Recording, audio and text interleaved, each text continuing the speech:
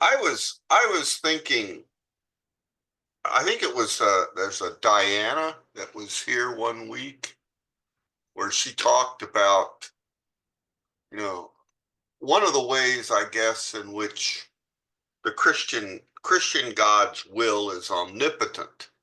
That is, whatever he says or does becomes true and good by the very act of willing.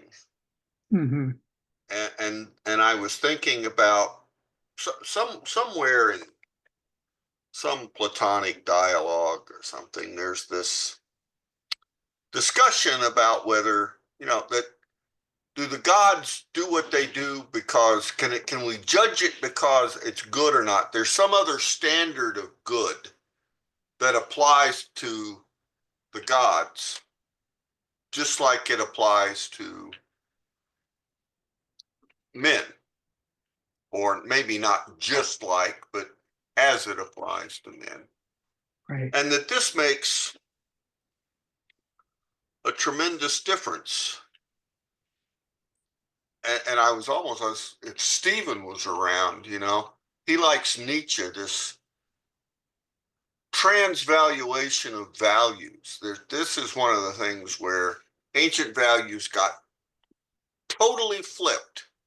That Yes. now God is over the good, whereas before he was subject to, well, he, not he, but They. all of they, you Yes. know, were still, so you could still judge their actions according to concept of good. And instead of what they did becoming good in their doing of it, and so maybe uh, that Nietzsche's transvaluation of values in modernity is a reversion in some sense to and antiquity. I'm not a big. I don't go around quoting Nietzsche because I don't study Nietzsche, but I it kind of gave me this insight into what the powers of willing and the relationship of goodness and whatnot that the divine has through these epics, Yes. and and it's becomes reversed or reverses and potentially reverses again. Okay, I'm going to shut up. You do this.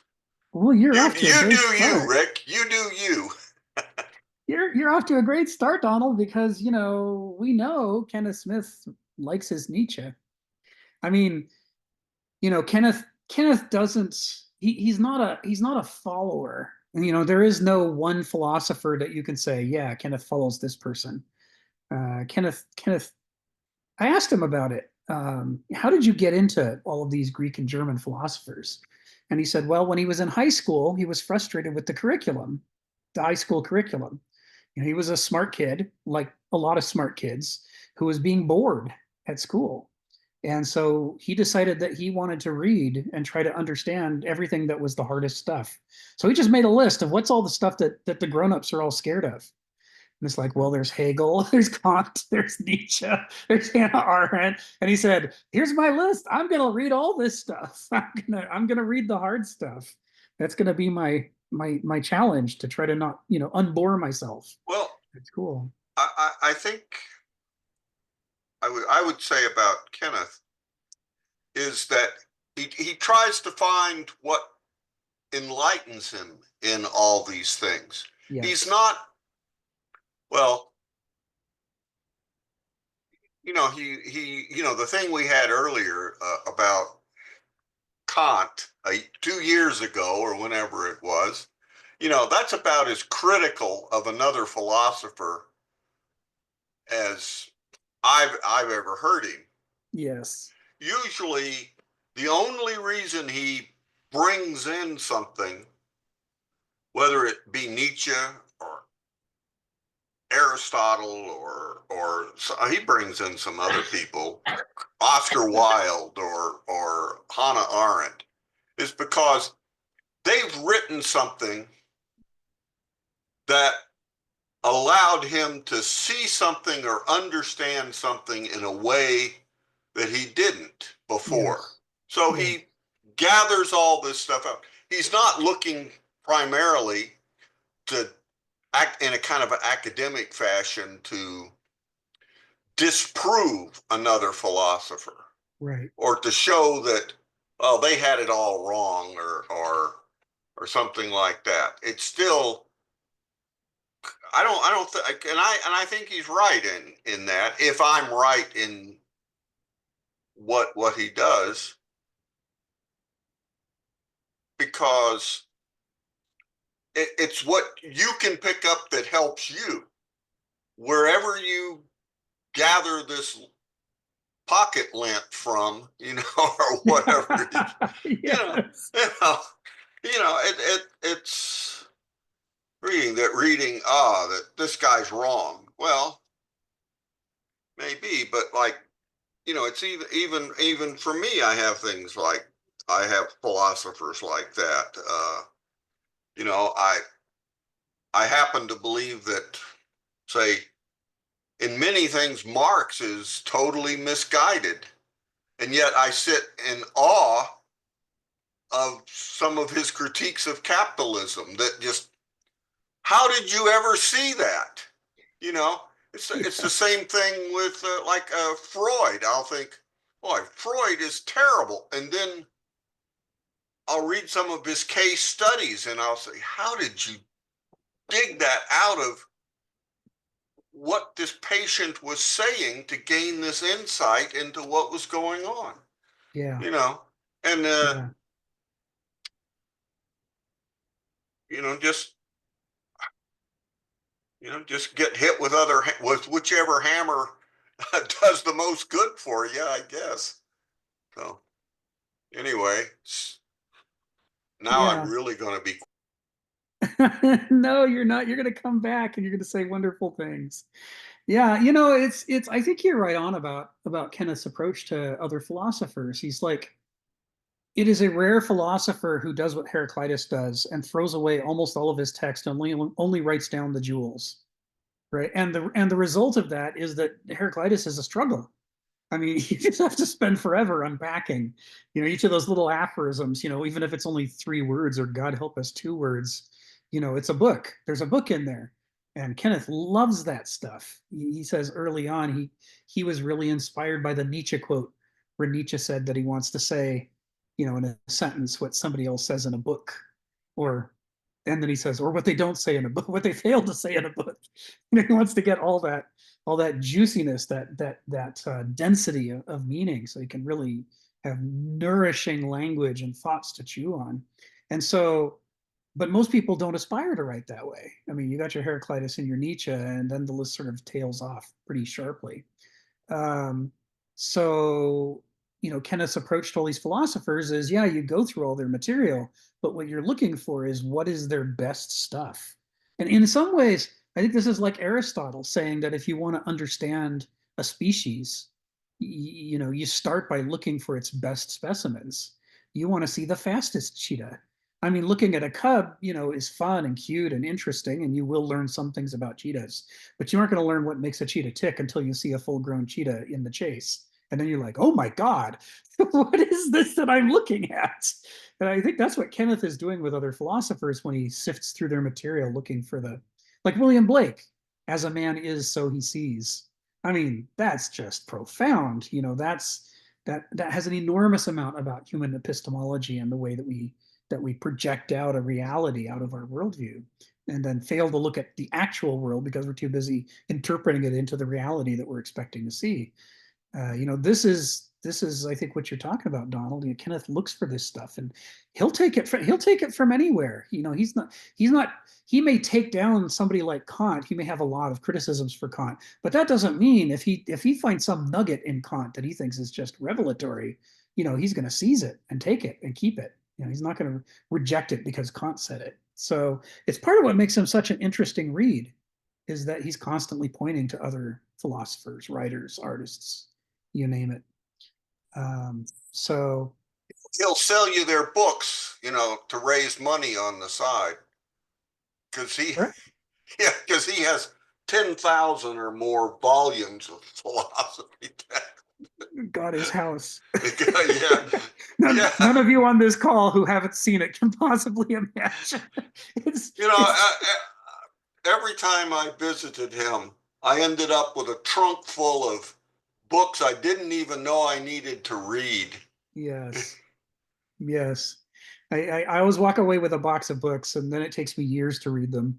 But in the meantime, he's always trying to push more books. I mean, he can't make a living as a philosopher, so he makes a living as a rare book seller.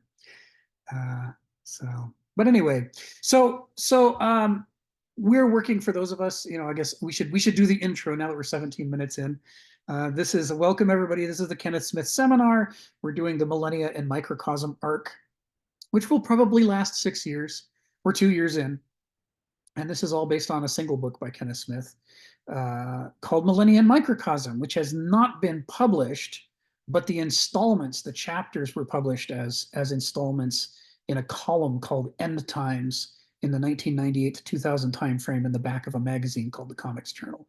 And that's how and why a philosopher is writing in the back of a magazine about comic books is a topic for another time. It actually makes sense when you know all the personalities involved. But at any rate, David and I are working on pulling the text together and getting it published as a book. And in the meantime, David has put it all online. The invite for each week's seminar includes a link to the current chapter that we're working on, and the current chapter we're working on is chapter 5. This book is an exercise in learning to see the world from more than one perspective. It talks about it's based on the premise that to be mortal is to misunderstand the world. There are many things that we're going to get wrong when we look at the world, for the simple reason that the world doesn't fit in our life. Our life is finite, and the world, if it's finite, it's at such a large scale that we might as well call it infinite. And the number of things about the world that matter is essentially infinite, whereas the number of registers our conscious mind can handle at one time is 7 plus or minus 2 things at a time. So there, you cannot possibly represent the world in the conscious mind without massive distortion.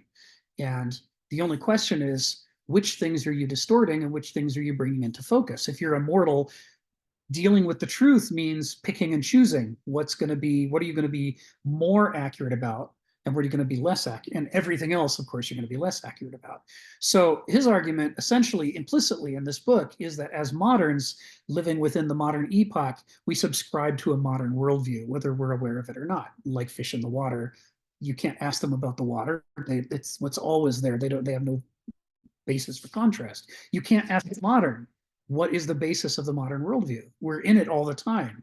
You have to ask somebody from a different epoch after a conversation with us to say what was weird about the way that we dealt with the world, and they'd have a long list of things that they said. You people are very strange, and you all think that you're different, but you're all like each other in the following, enormous list of ways. And we'd all be shocked. No, everybody's like that. All people are like that. And they'd say, no, only you people, only moderns. So, as an exercise to trying to get out of that trap where we always misinterpret the world in the same stereotypical ways as moderns, this book offers us the exercise of learning to see the world in the ancient way, learning to see the world in the medieval way, and then armed with those two previously alien perspectives, in the last third of the book, we come back and look at the modern worldview triangulating from those other perspectives, so that the modern worldview, we can start to talk about it from outside of itself. And the result of that he hopes will come, is that we will then have the ability to understand there is no one correct mortal perspective on the world. And that what we need to be doing instead is learning to collect really juicy, as Kenneth likes to say, choice perspectives that offer some kind of insight that the other perspectives don't, so that we can shift between them, to compensate for their various weaknesses. We're in chapter 5. Chapter 5 is the beginning of the middle third of the book. The middle third of the book is about the medieval perspective, the medieval epoch, which runs roughly from the fall of Rome to the Renaissance and Reformation. And the medieval epoch has a medieval worldview, which is extremely distinctive. Now, part of what Kennett's trying to do in this book is not teach us to caricature the ancient worldview and the medieval worldview. Any modern can do that. You know, we moderns always see the past epochs as primitive versions of ourselves. Oh, those poor primitive ignorant savages. No doubt they wish they were godlike like we are. If they could see the way we live, they would think we were gods. This is all the self-praise that is built into the modern interpretation of itself. But we don't want to look at the medieval perspective or the ancient perspective that way. We want to look at them in their own terms, in terms of their own strengths and weaknesses.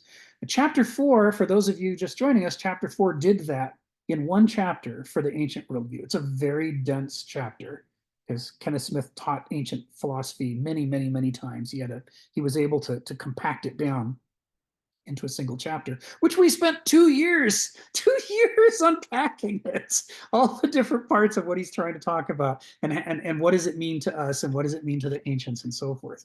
So now we're going into chapter 5, which is introducing the medieval worldview, and we're going into it armed with the ancient worldview. And for those of you who didn't join us for most of the ancient sessions, that's okay. We will be, as we work our way sentence by sentence, paragraph by paragraph through chapter 5 and the subsequent chapters about the medieval epoch, we too will be constantly referring back. We'll be triangulating. How is the medieval epoch different from the modern one? How's it different from our point of view? But also, how is it different from the ancient epoch, from the ancient point of view? And in that, you'll sort of get some recapitulation of the last 2 years of sessions that we've had. We're a couple paragraphs in now. We're working last week we were working on paragraphs 2 and 3, and we'll probably be focusing more on 3. We might even get to 4, God help us, this week, depending on how the pace goes. But we're not in any hurry. I mean, our goal is to make sure we understand what he's talking about. Kenneth uses language in very deliberate, specific ways. And if you just read Kenneth and insert into the definitions of the words he uses, the definitions that you would use, then you're probably misunderstanding him because you're bringing a modern interpretation to what he's saying. Whereas he's trying to, if Phil were here, Phil would say that he's equivocating between, he's trying to shift perspectives back and forth between how do the ancients see things, how do the medieval see things, how do the moderns see things, back and forth, back and forth. And that means reading in a very different way than we're used to. Many key terms are very loaded. And part of what we're doing in this unpacking that we're doing is showing where what might look like the casual use of a word in Kenneth Smith's text is actually a reference to Aristotle or William Blake or Hannah Arendt or what have you. And I'm trying to teach you how to decipher it, how to read what he was thinking about when he wrote it. It's not magical. As Donald and David will attest, when you've been doing this long enough, you start to notice Kenneth's loaded terms, and you remember what the load is. What is the extra freight that's being carried along there? So it's something that's learnable. And before Stephen joined, we were talking about Nietzsche a bit and the transvaluation of values. And we were talking about Kenneth's relationship to Nietzsche and so on. And the transvaluation of values is important because in chapter 5, we're talking about the overthrow of the ancient worldview and its replacement with the medieval worldview, which, although it was a process that took time, it was also not a peaceful, incremental, gradual process. There is a shock because the ancient worldview and the medieval worldview are so different from each other, they're almost hostile to each other. And the modern worldview is hostile to both of them. They're incompatible with each other. You can't just take some of one and some of the other, or you're going to end up with sort of a pico de gallo kind of mix. You won't end up with a real soup. You'll end up with pieces that don't fit well together. Because each of these key concepts and key terms carries with it a whole freight of associated meanings that are in direct opposition to the interpretation from a different framework. So where this will come up, we'll see this as we go through. All right, so with that intro, let's hit the road. I shared some of the text before. We already made it through most of paragraph 2, which is the paragraph beginning under the new theological premises. And I'm just going to, I think, take us to um, the tail end of that, which begins organicism, instinctual self-providence, intuitive sense of what is good, teleology. All these now describe God's dispensation, the system he ordained and sustains for the benefit of his creaturely children. Now, last week, we spent the entire week on the first half of that sentence. And it was because it connects to so many things. For those of you who weren't here last week, the upshot is those four things that he lists before the dash: organicism, instinctual self-providence, intuitive sense of what is good, and teleology. Those are 4 out of the 8 section headers from chapter 4 about the ancient worldview. He's rephrased them a little bit, but if you understand what each of those lettered sections is about in chapter 4, where we're trying to introduce major elements of the ancient worldview, you can see that each of these corresponds to one of those. Like, nature as becoming and as intrinsic truth is lettered section A from chapter 4, and that's very closely related to organicism. And likewise, his stuff about instinctual self-providence, he's talking there about sophrosune, which we spent a lot of time talking about 3 months ago. So what he's basically saying is there are all these values that the Greeks saw as essential to how the world works and essential to how human beings as individuals and as cultures need to orient themselves to live a successful life in a nature that works that way. And what's happening is that in the crossover from the ancient to the medieval perspective is rejecting the possibility that human beings can do those things. They're rejecting it because they're frustrated and angry at classical Rome. Classical Rome claims to be the embodiment of the ancient worldview, but as Kenneth Smith says, it's actually a corruption of the ancient worldview. It's the mafiosi of the ancient world. And they use these words, but then they distort them. They say, well, the people with the most refined and developed characters are the people who should govern and rule. But then that's not who they put in charge. They put jerks in charge, right? And the jerks praise themselves relentlessly for their fabulous character. And the upshot of 500 years of this sort of behavior of seeing not just, a Marcus Aurelius on the throne, but also, a Caligula and a Commodus on the throne is, dear God, that system isn't working, right? It is a natural thing by the time you get to the 400s for somebody like Augustine to look back on this and say, look, ancient world, you made a promise that if people paid attention to developing their character, that we would be able to create just societies that can thrive and be sustainable. But instead, you delivered Rome at its worst. So we don't believe you anymore. We don't think that natural stuff is going to work. Putting nature on top, whether it's your internal human nature or whether it's the laws of nature, it didn't work. And so we're proposing a counter principle. We are overthrowing nature. The hierarchy, nature, God, and man. What are the 3 sources of meaning in the world? In the ancient world, nature comes first. The gods did not create the world. They didn't create nature. They didn't design it. They are instead embodiments of aspects of nature. And there's multiple aspects, and that's why they're polytheistic. But the gods are subservient to nature and are part of it. They express nature. But at the bottom of the totem pole is human beings, right? Or human beings they have to be subject to the gods. They have to pay attention to what the gods expect of them. But they also have to be subject to nature, which even the gods are subject to, especially the deeper nature, the hidden harmony that Heraclius talks about. So that's what the ancients think. And what the medievals have done, if they said, by putting nature on the top, you've delivered corruption. We think your concept of nature is rotten. So we're overthrowing the king of that triumvirate. We're knocking nature off its throne, and we're consolidating all of the pantheons of deities into a single sacred, the sacred, and that will be under we'll call it God. We'll make it monotheism. But all the complexity that used to be handled by this vast pantheon that was trying to express all the different laws of nature and the things that have authority over people, that people have to pay attention to, all that's now going to be consolidated under the one God.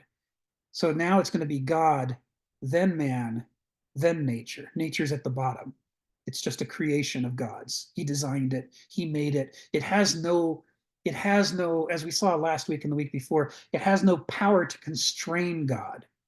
On the contrary, he designed it. It's just the way he wants it to be. And at any instant, he could change his mind and it would have to behave differently because God's that powerful. He's the source of all meaning, all truth, all limits. They all come from God. None of it comes from nature. So nature has not only been dethroned as the source of meaning and limits, it has been evacuated. It's become a vacuum. It has no restrictions whatsoever. We don't live in a lawful world, in a web of causality. We live in a world of miracles. Every single thing that happens is a miracle. It all happens that way because God wants it that way. And so your mantra, your reaction to everything that you encounter is God is great. Isn't God great? What a beautiful sunrise. God is great. Well, that cat is sure pretty. God is great. Everything, the answer to everything is God. Um, you're no longer having to choose, is this Zeus or is this Athena or Artemis or is this some deeper unnamed source of meaning? So when you do that, when you dethrone nature, you still have to account for, remember, the medievals aren't talking to us when they're trying to proselytize, they're talking to the ancients who they're trying to convert into medievalism. They're looking backwards and using the terminology and the lines of arguments that an ancient would expect. And the ancients care about those 8 things that Kenneth Smith wrote about in chapter 4. So this list of 4 here before the M dash, this is just his way of introducing the whole set of 8. And of course, there could be a lot more. And he's saying all of those things that we used to think of as qualities of nature, right, that make nature go the way it does. And all of those things that the ancients thought you have to cultivate human beings. Human beings have to strive to develop these same virtues within themselves so that they can be in harmony with that larger nature. The medievals are saying, no, you have no hope of succeeding. If the Romans couldn't do it, you can't do it. They had more power, more money, more armies, and they couldn't pull it off. They still made a rotten civilization. So people can't do these things. This is a negation of the entire ancient value system. It says instead, God does those things. God is perfect. God is all knowing, all powerful, ubiquitous, and he's good. So he can do all of those great things that you value. And therefore, if you want those things, you have to attach yourself to God. God may miraculously share some part of those gifts with you, but you're certainly not going to develop them yourselves. You have to just give it up. It's not going to happen. You have to discipline. The goal of discipline isn't to make yourself into some kind of Ubermensch who has these natural virtues. The goal is to have perfect piety and faith, to become an open vessel for God to share his grace with you. And that's the only way you're going to get aspect to these things. So it's a radical inversion of the purpose of life. And that's what we talked about last week.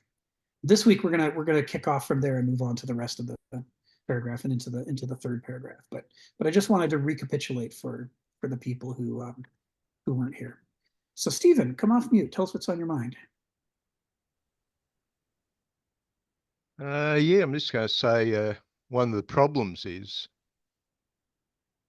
that, you can have great ideas at various points of your life, but due to a lack of experience, you can come up with some really lame ideas. You think they're really great ideas, and then a little bit later you learn that they're extremely dumb. That was in an episode of Red Dwarf where they landed on this planet where their wishes would materialize in front of them. And Rick, he starts wishing for things, and he creates a completely lame reality. He just couldn't help himself. He creates a scenario for himself which has the essentials, but is just self-destructive. Actually, I've been looking a bit into Spengler. And it's interesting that, using the end of times. And Spengler's claim would be about the year 2000, we would be going out of the phase of maturity of Western civilization. He claimed that you go to the dark ages, the new civilization built itself on the ashes of the old civilization. The dark ages were the infancy, the high middle ages were the youth. And the fruits came out between 1500 and 2000, where this Western civilization out of nowhere spread across the globe. And about 2000, he said we would hit the age of the Caesars. And fascinatingly, I was just checking it again. This is just in the Wikipedia article. He said the Caesar would come along with a return of religiosity, a second religiosity, as he called it. And he criticized the Enlightenment, that part of the process is they all thought the Enlightenment was really great, but he said that the Enlightenment would ultimately undermine itself with its particular rationalism, that the Enlightenment closed itself off in its own ideas and ceased to really observe what was going on. This is the ivory tower phenomenon. So he said around the year 2000, you'll see the rise of the Caesar, the guy who's going to stand up. And of course, if you look at the decline of the Roman Republic, I saw the similarity there 20 years ago, that I thought America was hitting the phase which you got with the Gracchi. The Gracchis were the first ones that stood up to be a Julius, got assassinated, and they ended up with dictator after dictator, which died, got killed, or was assassinated. And eventually they ended up with Augustus, who pulled it off. He managed to avoid the optimates, or he got rid of them.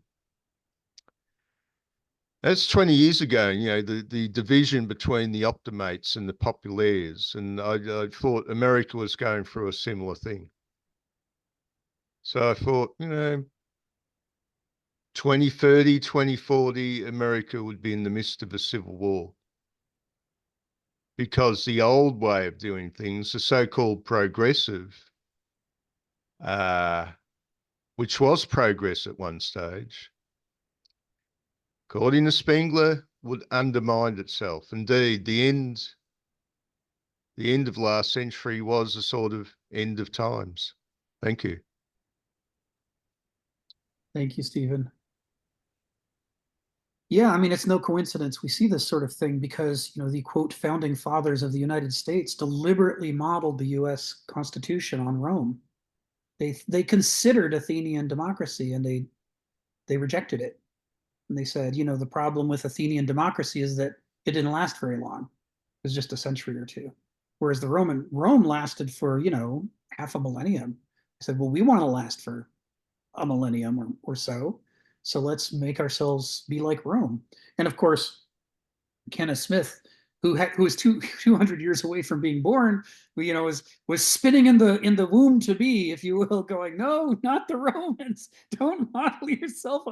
What are you doing? You're just going to have corruption from day one, which of course we did. So you can sort of see how this intersection of kind of high ideal aspirations combined with, unfortunately, a really rotten, corrupt frame, model that we're modeling ourselves on, means that you're going to get a very interesting, kind of energy in the development of your civilization. Spengler's, of course, using very tidy numbers, 500 years long each. It's a very noetic approach. But what's interesting is that it's not entirely off. I can't remember the exact date. You can look it up on Rome, on Wikipedia, but Rome falls in the late 400s, so close to 500. And although I don't usually, the Dark Ages are the end of the Dark Ages are pegged somewhere around Christmas 800, when the Pope crowned Charlemagne, and so that's when you've got the perfect statement, if you will, of the merger of the church and state into one entity. But you could argue that 1066, when the Normans conquered England, was another major turning point in the ending of the Dark Ages and the rise of the high Middle Ages. And if 1066 isn't that far from 1000, and it's only a century before the Crusades began, so it's not bad. And 1500 is pretty good. I mean, it's in the 1400s, 13, 14, 1500s. There's this whole series of changes and transitions, the rise of the university system after the exposure to Muslim culture. Oh, he didn't create those numbers. He was talking about roughly a 2,000-year period. Yeah, that's right. Divided into 4 quarters. That's right. Now, in Spengler's thought, when Donald Trump comes along and says, I want to make America great again, you'd point out the faults. The problem with that concept is you can't go back in time.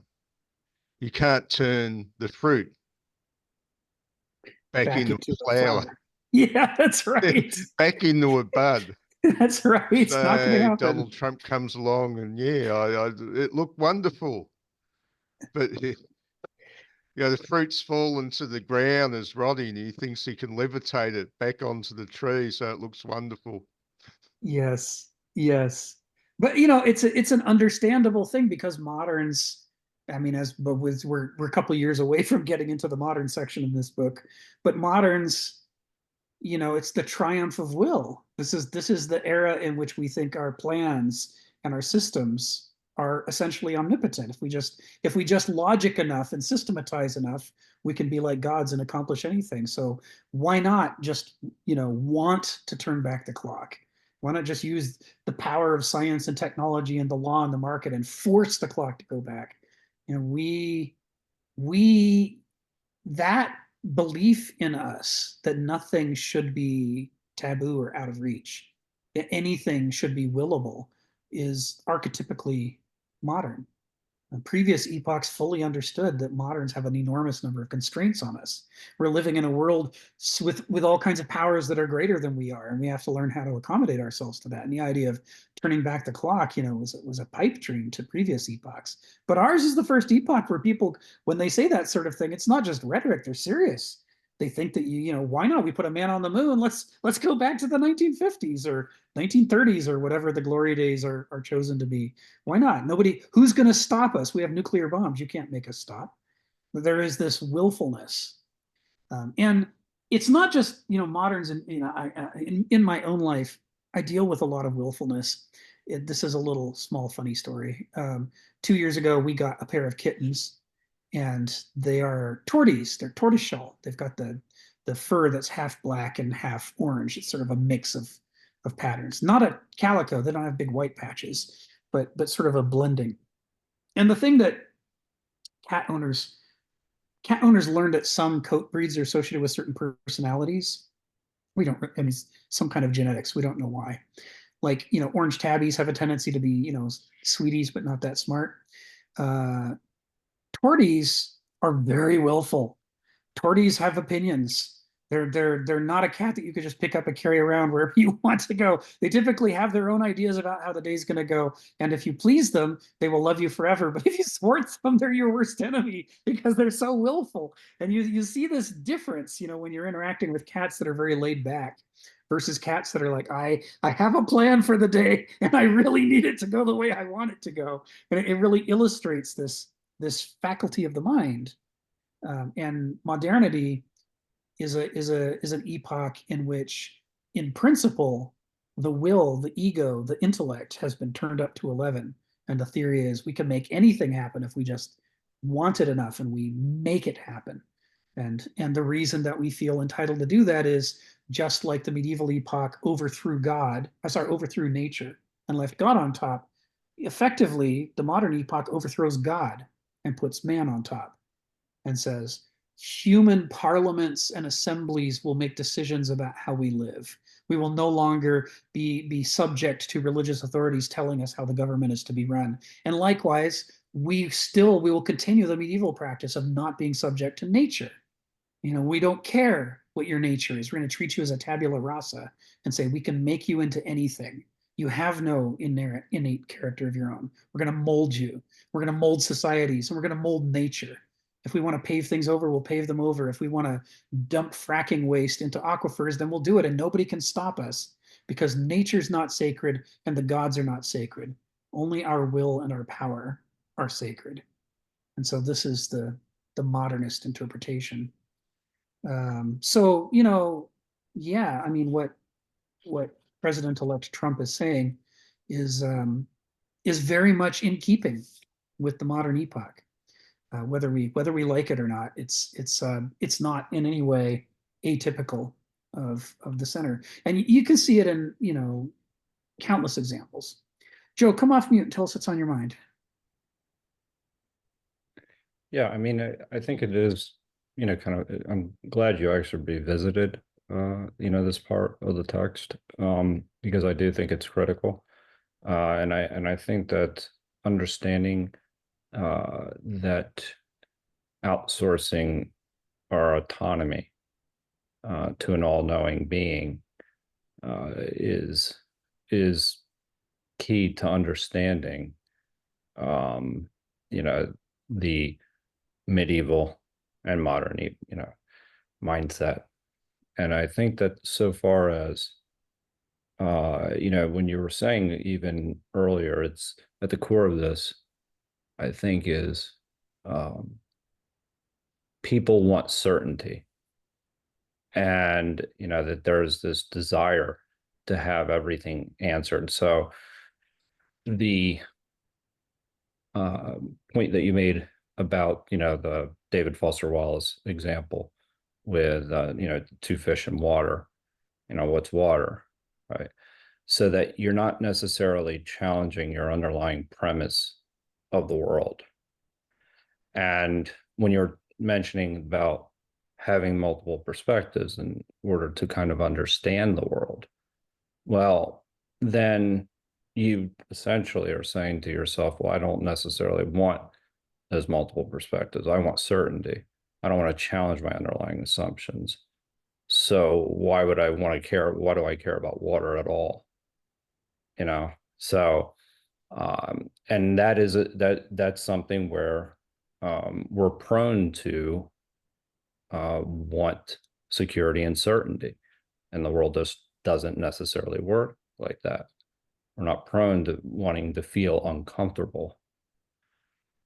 So at that, what that prevents, and the real result of that, and what you're seeing, I think, is in part today, is the death of dialogue within that perspective. Because everybody wants their worldview to be true.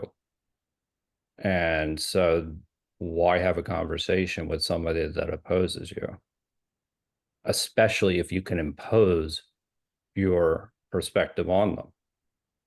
And that holds true between individuals as well as on nature itself. So that people think that, kind of how to, essentially they can impose their will on nature. They can impose their will on each other. And all of this is this, I'd say, kind of this desire for, absolute certainty. So therefore, like this idea, God wants it that way. You're essentially, you're providing the answer, it's working out, it's, and if it doesn't, I'm going to really make it that way. And that plays into, kind of identity politics, like something that's outside of nature. It plays into all of our other unhealthy desires. And it couples it with our ability to be able to shape the world. So, I mean, and so that's, and not to really kind of understand nature and how we work within it. You're seeing the opposite of our working against it because we actually want certainty. So, I think that that's a really important point because, yeah, that, and even predictions, I I know that we were talking a little bit about Spengler's prediction. 500 years is a long time, right? I mean, we're not very good at predicting. I mean, it's just reality, for better or worse, right? And to think we can is part of the hubris. I mean, so that's the certainty, right? Well, I know this is going to happen. No, you don't. Well, even worse, I'm going to make it. I know this is going to happen 200 years from now. Well, that's good for you, because you're not going to lose any money on that. I mean, I mean, seriously, so anyway, just a random side note, I do find it pretty interesting that the betting markets were actually the most accurate for the election. just throwing that out there. Anyway, nonetheless, Yeah. I'm done. Thanks, Joe. I was, prior to today's session over the last week, I've been Googling trying to figure out who came up with the statement that we don't know who discovered water, but we know wasn't a fish. And I still haven't pinned that one down, but this David Foster Wallace commencement speech, "This is water." Thank you for pointing me to that, because this is certainly a nice expression of it. "Good morning, boys. How's the water?" And the two young fish say, "What the hell is water?" I That's think that's one of the. I mean, I really appreciate that commencement speech more than anything else. I mean, it's very dark. I think that he could have taken a different approach, but I think that that's it's powerful in what he's telling people to do. And what he's Yeah. telling them to do is exactly what you said, is challenge your underlying assumptions about the world. Yes. And meaning also our ability to predict and really what we know to be true. Yes. You don't know. And the fact is that that's the reason why the way you respond, like, and he uses an example, maybe this person that is acting, obnoxious at this particular moment in time is the person that actually helped your spouse in a DMV, like get Right. through some bureaucratic process. But the thing is the certainty aspect, right? I'm Yes. certain that this person is wrong. I'm certain Right. that this person's bad. I'm certain about this. I know. And, not to say that we don't make judgments. It's not to say that. It's just to show that our judgments are flawed. Yes. And so that's the reason aspect of it. So that we need to be protected from ourselves. Yes. And that's this whole series, essentially, is that we move away from nature because we think we can dominate it. And and this is virtue in a nutshell. I mean, Yes. this is I mean, so essentially you're managing character at that point, right? It's how you respond to the world. And Yeah. but that's what that's part of what he's saying. And that I find to be so powerful in that underlying. The other is when he has essentially, the two Eskimos that he's telling a joke, and how both of them are certain on their worldview, right? And there's one that's certain that there's an all-powerful God, and there's one that's certain there is absolutely not. And so, and that they essentially, one of the things that their inability to actually even have a discussion, they don't even challenge the worldview and understand why the other person believes what they do. And so this is the same idea. I'm certain the world's this way.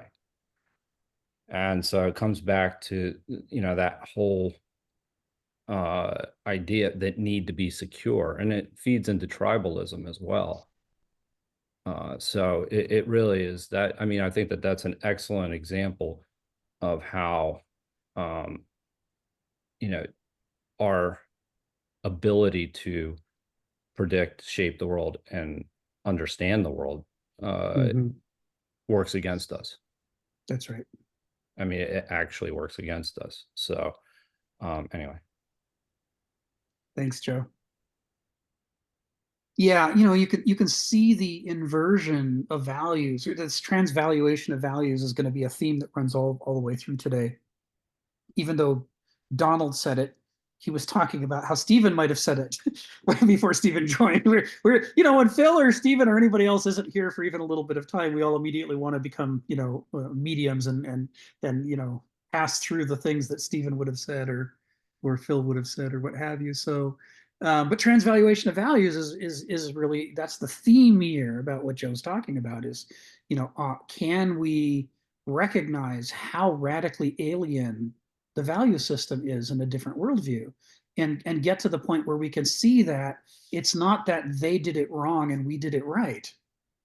That's the mistake. That's the temptation, is the parochial arrogance to assume that whatever perspective I happen to have is the right one. But out of the million that exist, what a coincidence! Mine is the right one. Who knew? It's like, that's a trap. On the face of it, it's absurd and ridiculous, but somehow it's highly attractive to human beings to embrace the idea that the way we see things must be right. But you can see this in, for example, you made a reference to desire and want, and the way our wants are weaponized against us in the marketplace. And you can see that in the way that if we compare and contrast how the ancient, the medieval, and the modern epochs approach the question of desire. Ancient philosophers, even long before Heraclitus, but Heraclitus exemplifies it beautifully, warn us against desire. It's not that we shouldn't want things, but that we should, when we listen to what it is that we want, we should also listen the way a parent listens to a tall tale from a kid. It's like, you're telling me that's what you did today, huh? Well, that's adorable. I have no idea if it's true or not. And now I've heard it, but I'm not going to take it as an article of faith just because you said it. Because you're a kid and your head is full of crazy things. You might have read a book and you're now telling me about the book as though it was real life. I don't know. I wasn't there. I have to treat this as what do they call it? The unreliable narrator, right? In storytelling. Some of my favorite stories are told with unreliable narrators. And you have to, try to figure out how much of what they're saying really happened and how much was something different, but this is the way that they would misinterpret that situation. This is how the ancients saw desire and want. Heraclitus sums it up when he says, it would not be better for men if they got exactly what they wanted. It's like this is the opposite of the modern version of the genie in the lamp. It's not that the genie's cheating you by looking for some misplaced comma, or you failed to mention this condition. You want world peace, and so he kills everybody. No, that's not it at all. It's that literally the thing that you say you want, the genie could give you exactly that thing with no tricks. And it would turn out that wasn't really the major problem in your life. That wasn't what you should have been desiring or focusing on. You missed the boat entirely. So maybe the genie does give you world peace, but doesn't change anybody's value system or character. And so day by day, in the days that follow, everybody immediately undoes world peace and puts it back into the world that we're in.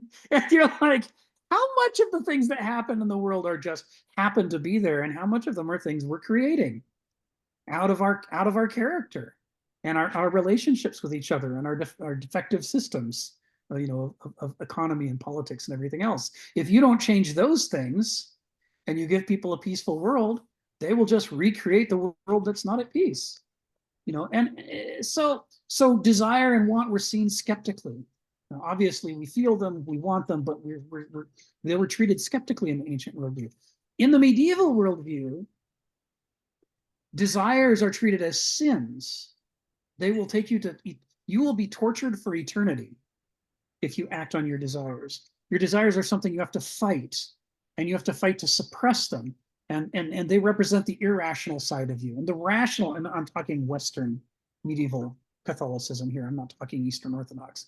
But the intellect, has to help you understand that your desires aren't to be trusted, and that what's important is God's will, God's grace, and the hope for salvation. And so that alarm will turn off in a second.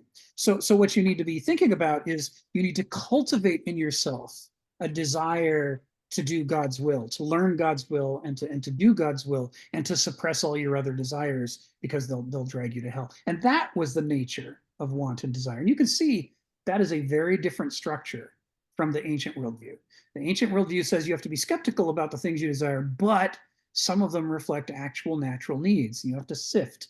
the garbage from the natural needs and focus on the things that are healthy and sustainable for you. The medieval says all of your desires are suspect, and you have to create this unnatural desire for this other thing, and that will save you from the hell that's waiting you if you act out your other desires. The modern perspective is, on the one hand, if you want to succeed in life, you have to become a creature of pure intellect who disciplines his desires and doesn't allow your appetites to drive your world. You have to be a planner and a thinker, and you have to learn and become a lawyer or an accountant or something that's going to make you a lot of money. And then once you have all of that money and power that you've acquired through the completely rational accumulation of wealth, you're then free to indulge your desires, which unfortunately you have now spent a lifetime suppressing and have absolutely no idea what you actually want. So there's this problem, right, in the structure of things. But on the other hand, the other side of the coin of modernity is those in power are relentlessly playing to the desires of the majority and telling them you can have anything that you want, just earn the money, and there's nothing is forbidden. Nothing. If something's illegal, just become powerful enough to change the law and make it legal, and then it's okay. Literally nothing is forbidden. Nothing is sacred to moderns, and desire becomes king, but in this weird sort of way where to meet your desires, you have to suppress them long enough to develop the discipline to, become an actor in the political economy of the modern world. So, in essence, you might as well have whatever you want as long as you do it the right way.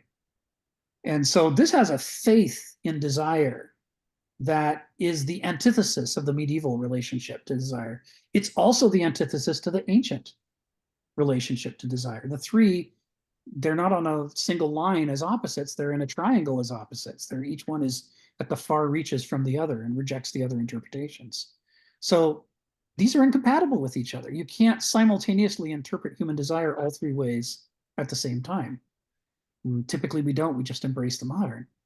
But if the exercises in this book work correctly, at the end of it, we would be able to modulate between these three perspectives and have different feelings about our desires and evaluate, which are helpful and which are not helpful. And we would also get to the point where we're not restricted to these three. These are just three examples of documented epochs in world history, but there's countless more possible perspectives.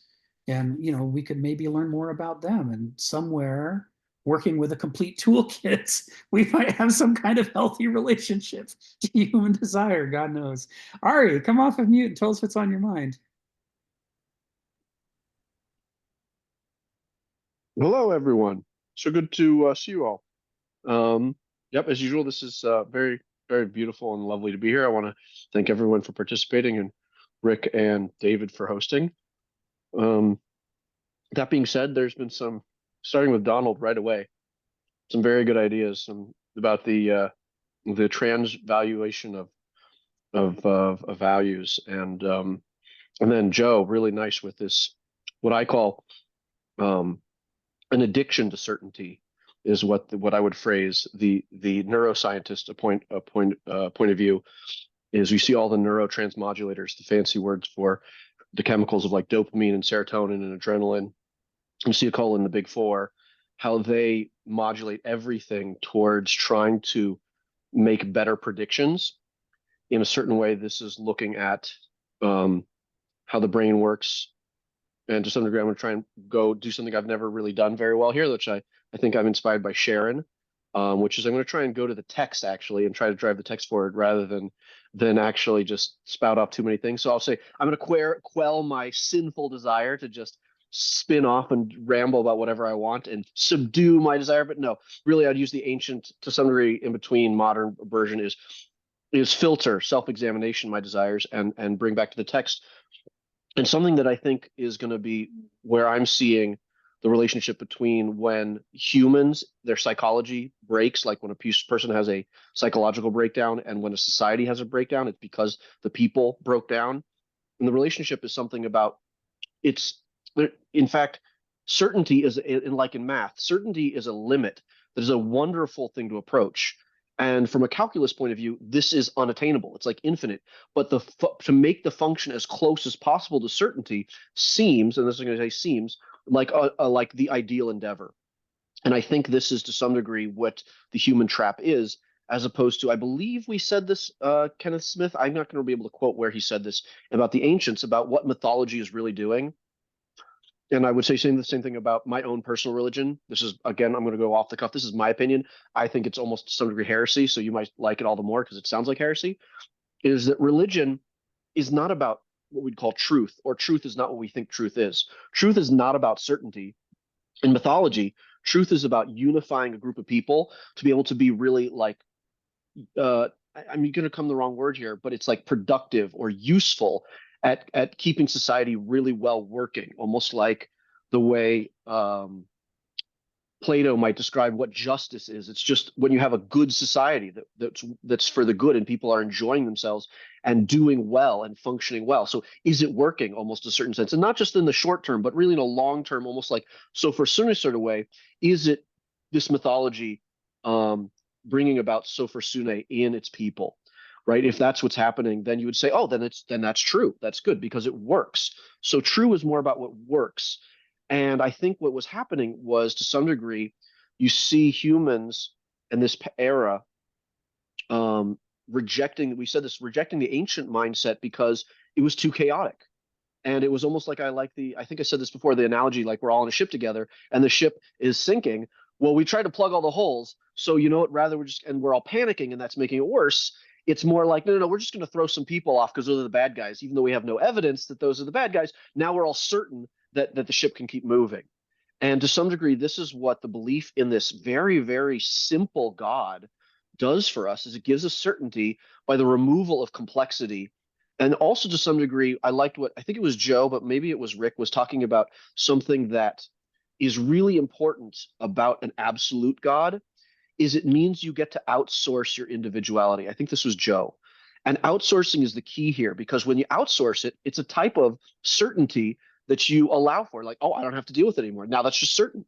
And so it gives a huge peace of mind where, like, I don't have to worry about what's going to happen in America because the market, I outsourced all my decisions to the market. If the market's good, then it's good, right? So as long as the market's good, right? Similar, like outsourcing all of our magical thinking to, like, oh, I have no personal responsibility anymore. So the rise of the dictator is because I outsource all of my power to one guy and have this fantasy that there's one guy like Trump, or even if it's the other side, Kamala, that she's going to be the Messiah, so to speak, that's going to bring certainty to our uncertain lives. Like, this is nonsense. One guy's not going to be able to, one guy, it's just one guy, right? And so this is the rise of populism. It gives rise to the dictator because they've outsourced their own ability to handle the individual discomfort of chaos and then self-examination. And if I'm going to say some quotes, this is more like Will Durant talks about this. We don't talk about him so much. And another one that we don't talk about so much is Alexis de Tocqueville. These are American writers, and they very much talk about this almost like from the prediction era. We're talking about the 500 and the 1500 2000. They say it's like this. They point out a correlation between when a society gives up its mythology, what they call religion, and the moral foundations for that society are based in the mythology. As soon as that religion disappears, that means the society is falling.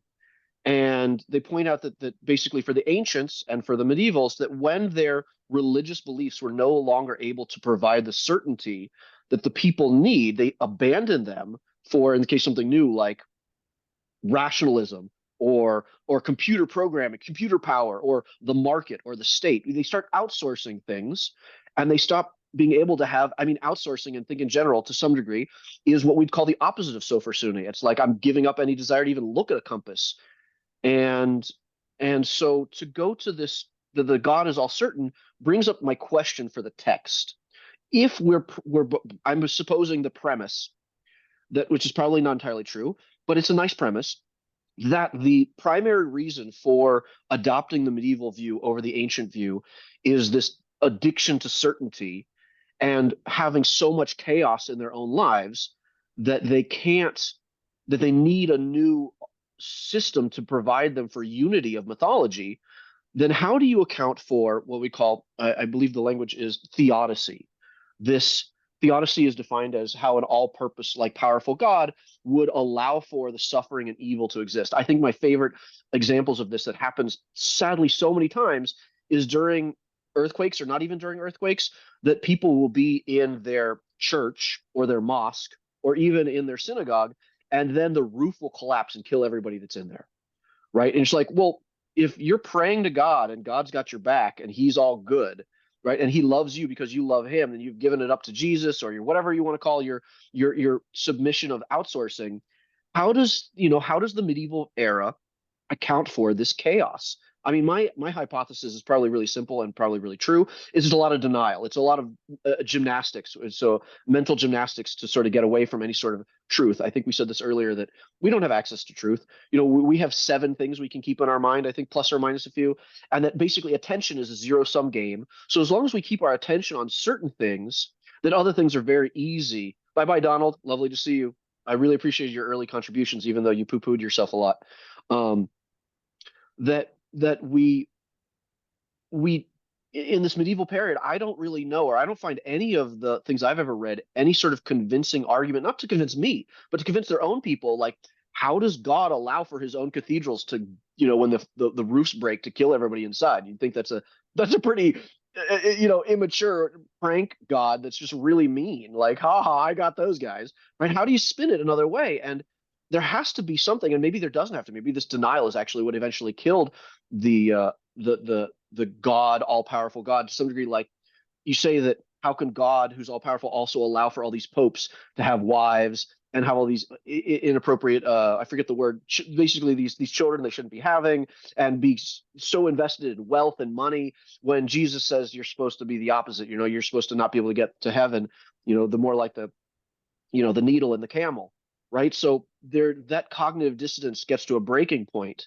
But it would be really good if we could, for the sake of understanding the medieval epoch, how are they going to use this? God is now the architecture of everything. It's a pure hierarchy, and there's no emergence. How do you allow for the emergence of chaos, or if you don't want to see it as chaos, then will of a God what seems to do and want evil and suffering? And I mean, there's this weird stories of the devil and like but even that's just like, how would he want the devil to exist? Like, why is that good? I never feel like any of these answers are satisfying, other than they go right to, no, just obey or submit, or the devil's going to get you, right? He's supposed to tempt you for the weak. It's like, what that's weak? What, he wants us to love him? Like, what this, to me, this is very, very tough. And so to get into the text of, like, I'm not sure what Kenneth is going to say about this.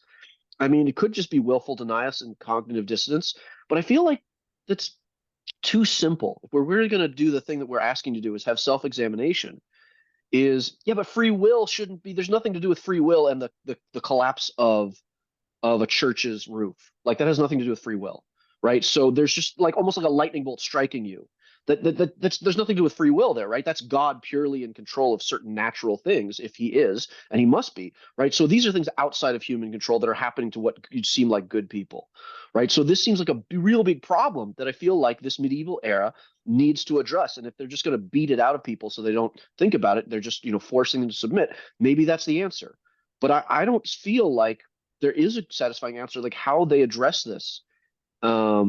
That would be my major question going forward. We could talk about that in months. I don't have to be right now, but that's the part that's the poking in my mind, is like, how can they get past this? That the chaos and evil are emerging, yet there's supposed to be a God that's all powerful, right? So this is a big sticking point for me. Maybe it's not a big sticking point. Maybe people are just so narrow in their attention that they just literally, put blinders on so they get into tunnel vision, and they keep saying the things over and over that keep them out of, because this actually happens all over in, I don't want to poo-poo my own religion, but there are plenty of people within my own religion that very narrowly see things and tunnel vision, and can't even look at the evidence that might be against them. And this is like withdrawing from society as opposed to engaging in society.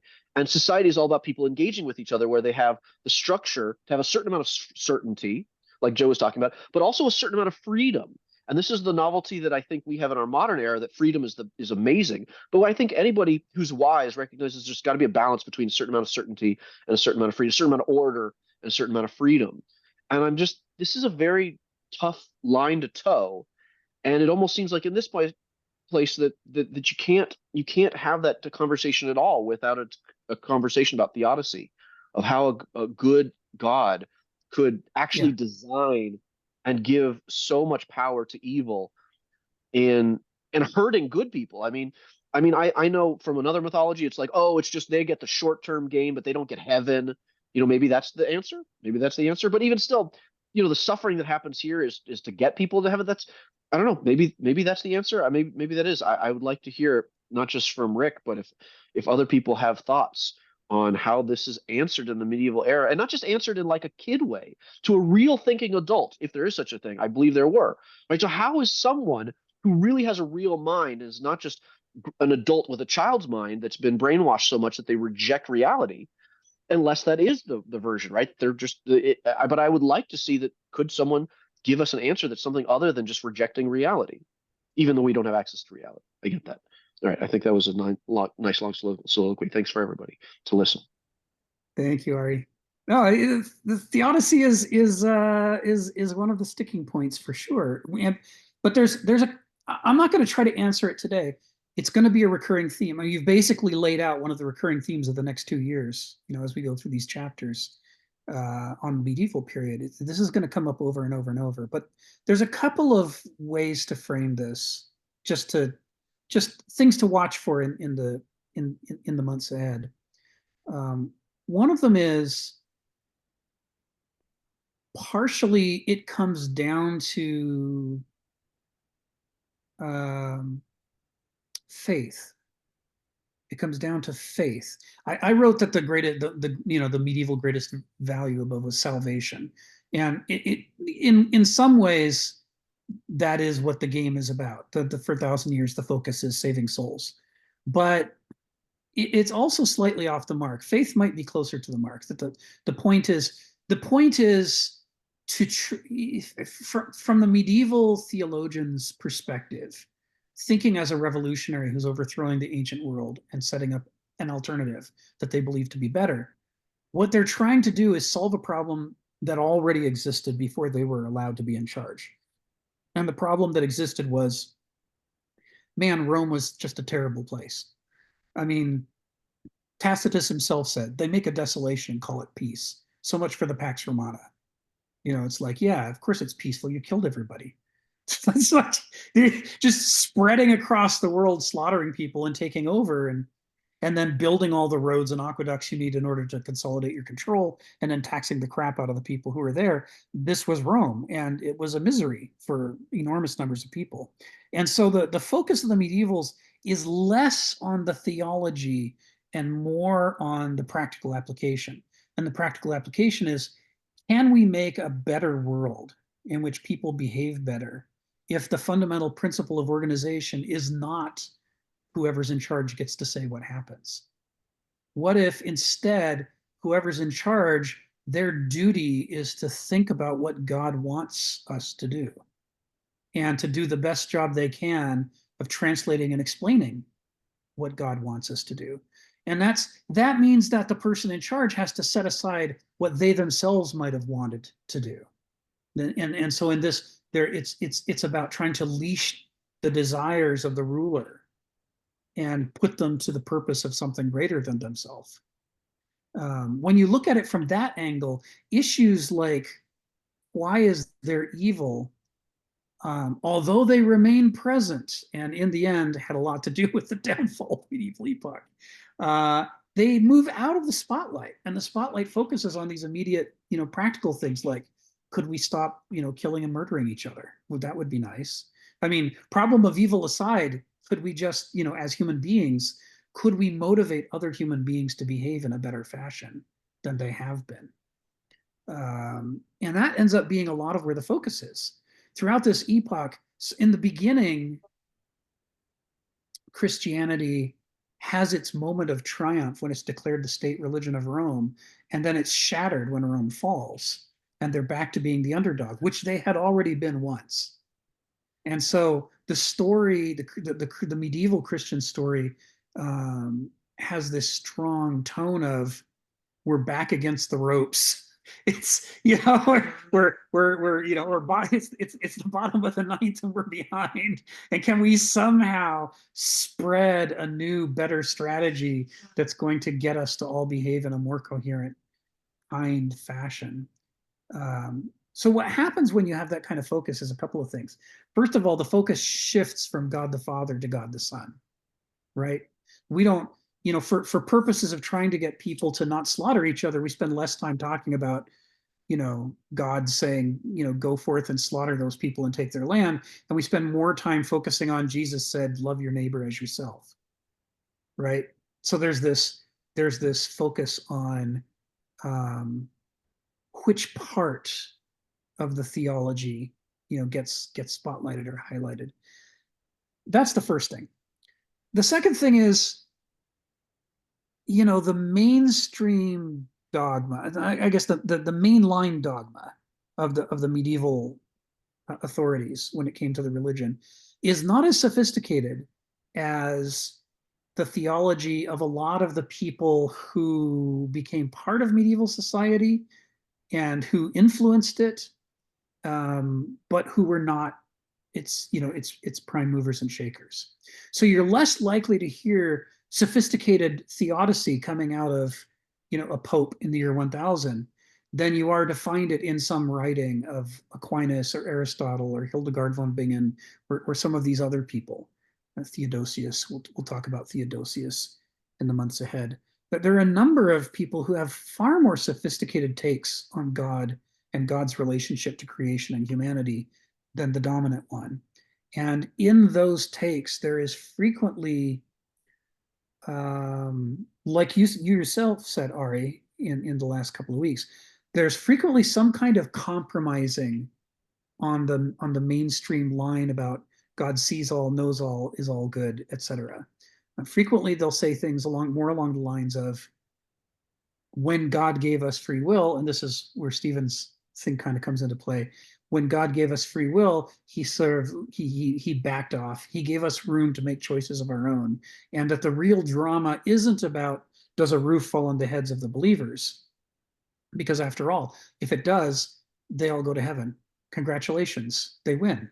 The point is to get to heaven. That's the goal. So it looks like a tragedy from the perspective of the people left behind, but it's a victory for the souls involved. But the real question is, what about when a roof doesn't fall on somebody's head and it's just a matter of, what is the policy in this one country going to be towards the country that's its neighbor? Is its policy going to be kill, kill, kill, let's win? Or is the policy going to be, let us spread, the medieval Christian ethos so that we can learn to be better people and save souls and so forth? And if that's the focus, then free will is the dominant issue, because then the question is, what can you get people to do? Can you get people to behave better than they would have behaved otherwise? This doesn't answer your question. This is just sort of setting some groundwork for things to watch. Watch especially for this issue of, just because the mainstream medieval line, as dictated by a given pope, might say something, doesn't mean that that's the summation of medieval theology. An enormous amount of medieval theology only comes from nuns and visionaries and, Saint Francis of Assisi.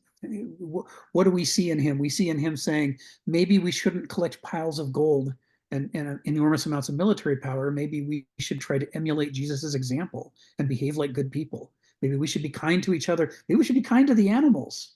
Maybe kindness should just be this thing that we focus on. You're going to see stuff in Francis's conception of God that you're not going to hear coming out of the mouths of a pope until what, now? I mean, is it this guy the first Franciscan pope in the history of Catholic Church? I think. So this was something I was thinking about before this call. Is, how do I summarize? There is a change. One of the changes that happens from the ancient epoch to the medieval epoch is the ancient epoch was united in its approach to diversity. They were united in this idea that there are many cultures, many languages, many races, many deities, and that's all fine. That's not a problem. You have to accept those things. Now, they might take pride in their own, but they didn't then start campaigns to eliminate all other languages or all other religions or what have you. That wasn't a thing ancient. Even the Romans spreading and conquering, we've mentioned this before. I mean, if you want to see something that is deeply non-medieval or non-modern, wherever they went, they built temples to the local divinities of the people they conquered. That's not a medieval thing to do. The medieval thing to do is to burn it all to the ground and build your own temples to your own gods on top. So there's a massively different approach, and it creates a kind of potential for unity that can contain a lot of diversity. It's a big tent approach to religion and values. Yeah, except for the Druids. Yeah, we'll come back to that. But in the medieval epoch, you get this weird schism. And the schism is that the mainstream central dogma is being presented as not exactly unalterable, but at any given moment, you're not allowed to deviate from it. And anybody who does, you could be outcast from the church. You could lose your position of authority. We could declare war on you. You are not allowed to stray very far from the central line.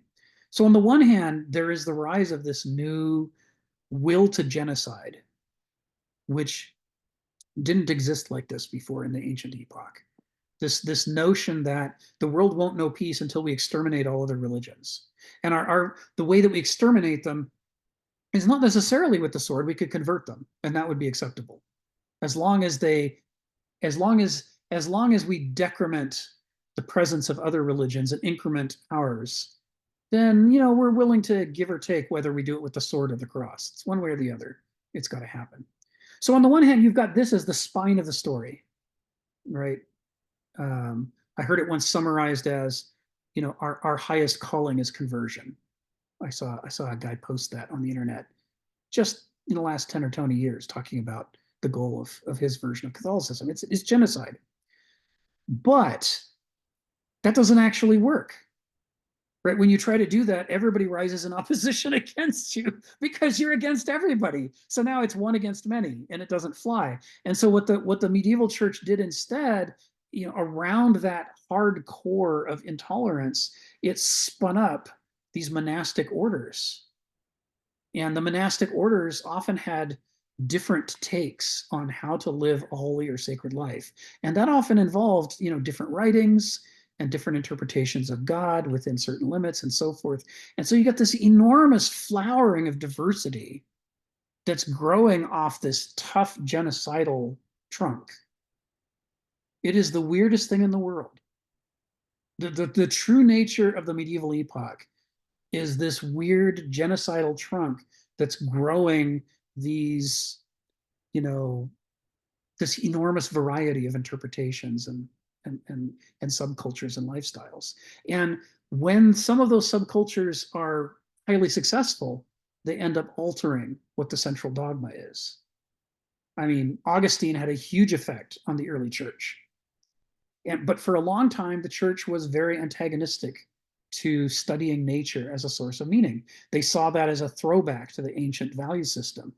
But Aquinas finally came along and made the arguments from Aristotle, adapting it to medieval Christianity, that said, how can you hold in contempt the creation of the Creator? It is his great work of art. It has got his fingerprints all over it. You claim that you care about knowing God, and yet the biggest evidence he gives you of himself, you hold in scorn. He says that's not a medieval Christian value. It can't be. We have to embrace knowledge and the study of nature as part of our way of getting to know God. He literally changed the course of the central medieval dogma. So again, it's genocidal and very dogmatic, but the dogma can change over time. And one of the ways that it can change is by being influenced by these many spin-off variants in the monastic orders and so forth. So, and the cults of the saints and the mystics and visionaries. So when it comes to the, this is the last thing that I know this has taken me a while to answer, Ari, but the last thing to take with you in the 2 years that are coming is this idea that it's hard to pin down For an epoch that's founded on the notion of dogma and genocide, it's hard to generalize across the entire course of the 1,000 years what exactly is the unchangeable truth, because the dogma alters over time, and at any given time there are many different variants around it that are being tolerated or even, accepted, fully accepted. So the result is it'll take us a long time to explore your question. It's a great question about theodicy. It goes right to the heart of things, but you're going to hear a lot of different answers from different groups. Stephen, come off mute. Tell us what's on your mind. Well, in answer to Ari and, the question of why there's evil in the world, I have to say that, well, really, we have a model of the world within ourselves. We have a mind. We have a central nervous system. And this nervous system describes the world, creates a representation of it, which probably isn't perfect. But we go a step further and we can abstract that description into a prescription. That's our life. But then there's reality and what actually happens. But if we were living in a world which wasn't a challenge, where we didn't really have to watch what we're doing because everything would be good. There is nothing I couldn't do that wouldn't be good because it's an absolutely safe world. There's no requirement for self-consciousness. There's no requirement for consciousness because nothing can go wrong. In other words, when we hit the devastating tragedies, in a sense, that's a time when we're facing the real challenge internally to get a grip on ourselves, to obtain a power of will. If we lived a life that was that easy, where everything just went our way, what would we be as the end result? Thank you. Thank you, Stephen. Yeah, read your comments. This is, I think, it's very good questions there about except for the Druids and except for Carthage. So let's just take a moment to talk about these because this really helps to illuminate the differences between the ancient, the medieval, and the modern. So many people know about the later sackings of Rome, but not so many people know that the Celts sacked Rome. The Celts sacked Rome in when is that? 390 BCE, after the Battle of Allia. That's in that linkage there. This is, for a change, I'm not linking to a Wikipedia article. I'm linking to a Wikipedia list of articles because Rome was sacked so many times, just over and over and over. The Romans also sacked all kinds of places in Greece. The Celts sacked all kinds of places in Greece. So Rome didn't try to exterminate the Gauls or the Celts in response. And they didn't try to convert them to give up their religion and to only worship the Roman pantheon. But the Romans did take it very personally, and they never forgot that the Celts had sacked them, and they wanted to return the favor. So you can think about the Roman approach to military conquest as you can keep all of your own political systems, you can keep your own religion, you can keep almost everything, but we need to be in charge and you need to pay us taxes. And then on the religious front, you have to be willing to respect our pantheon, and above all, add to your pantheon the idea that our emperor is a god. Not the only god. We're not displacing your gods. He is a god and has to be treated as a religion. And in return for that, the Romans would build temples to the local Celtic deities. So that's part of what's going on with the Druids and the Gauls and the Celts. Another part of what's going on is that the history in you know from 390 through, I don't know, 400 or so, from 390 BCE to 400 or so CE, the Romans really worked on the Celts. The Celts were tough fighters. They were Indo-Europeans. They had another warrior culture, just like the Italians did. And one of the problems that they had is that when they would defeat various Celtic tribes, Celtic tribes would often pull back and retreat into other Celtic strongholds. And where that really became clear after the conquest of Gaul is people would boat across the English Channel and go into Britannia, which was not yet a Roman province at that point. And Britannia became this center of anti-Roman revolutionary foment. The Britons frequently launched, they would educate and arm and otherwise help prepare military attacks on the continent against the Romans. And this happened repeatedly. And the Romans had it. And they're like, we have to win against these guys. How are we going to win? We have to go find the center of the resistance and break it. And the reason that they sacked the Druidic College is that it eventually, on the Holy Isle, north of Wales, in Ynys is that it turned out that the Druidic religion itself were the main instigators of the rebellion against Rome. And the only way that the Romans could get some peace in their conquered empire was to chase back all the way to the sacred groves on Ynys and burn them and break that college. Once that was done, and they'd conquered Britannia, they then set about building temples to the local British deities. It's like, it's okay, keep your religion, you just have to stop being revolutionaries. The same thing happened in the 1st century CE in Palestine, Jerusalem, Assyria, that whole area that they conquered. And ultimately the Jews were such revolutionaries against the Romans that they had to sack the Temple of Jerusalem, and break it in order to scatter the revolutionaries out into the desert and come up with some way that they could try to persuade the majority of the Jews to submit to being ruled by the empire. But once they didn't say you can't have your Jewish God. They just said you can't deny the emperor. So you can see how different that is from Charlemagne, who traveled, the width and breadth of Europe, torching sacred groves and slaughtering anybody who refused to convert. Charlemagne was having none of this. You can't keep your religion and have ours. Your religion has to go completely. I need to be 100% convinced that you've given up your religion and that you now worship, Jesus and only Jesus. And if that's not the case, I kill you. There's a very different approach to warfare from the Romans, despite the fact, in some ways it's captured in the fact that he named it the Holy Roman Empire. Is he saying this is now an empire that is driven by kind of a religious genocide? We're going to exterminate your religion. You can't keep it anymore.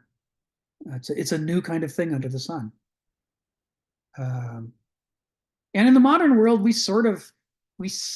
despite all the survivals of neo-medievalism with all the people who still to this day want to exterminate all their religions through conversion, it's not the dominant force in our world anymore. The dominant force in our world is you have to submit to the market. If you will submit to the market and come up with, your currency exchanges with ours at a certain rate, if you'll let us own all of your natural resources, then you can keep whatever you can keep your language, you can keep we don't care about language or religion or those things. We just want your oil.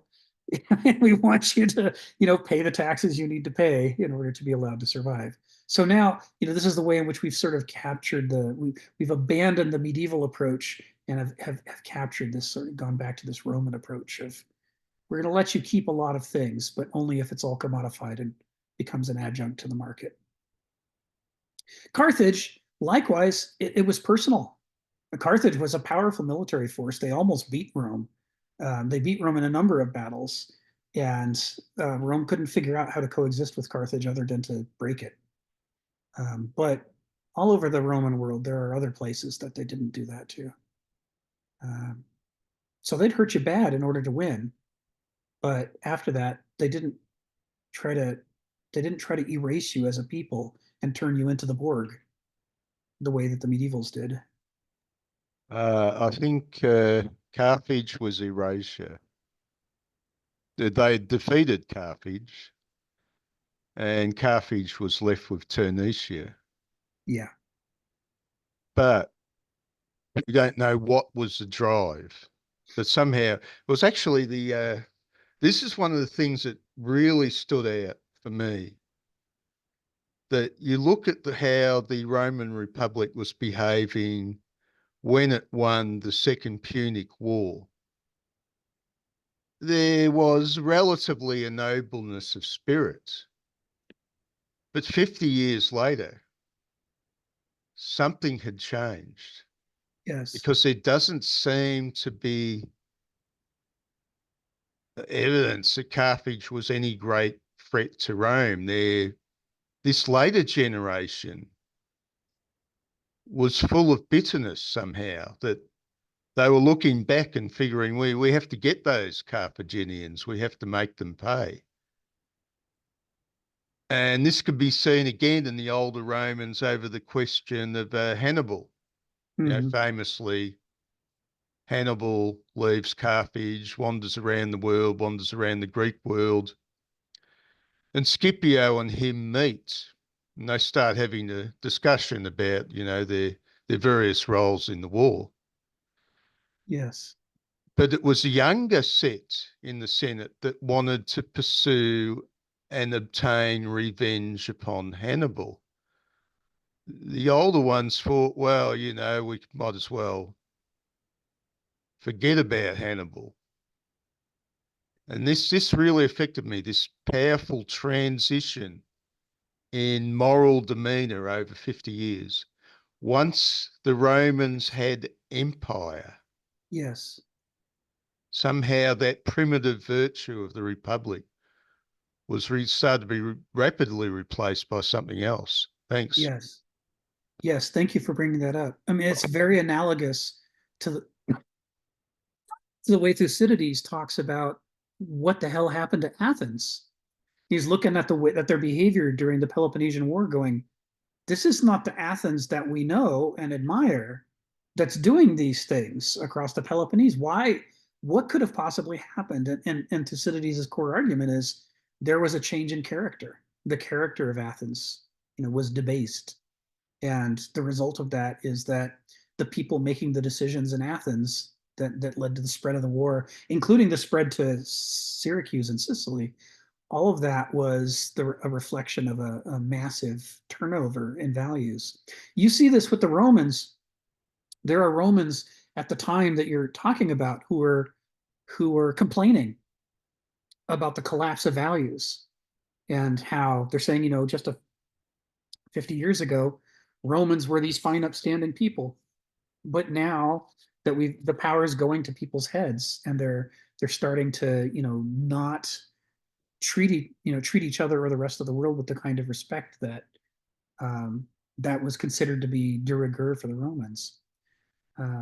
It's an interesting thing, and you wonder if it was driven in part by the same kind of force that as Rome succeeded militarily, that created an ecosystem within the culture for a new kind of man to arise who didn't share any of the values except the military ones. So they still valued winning militarily, but they didn't have the humanity to go with it to temper it. And so they became more about winning for the sake of winning. I don't know. I have a lot to learn about Roman history.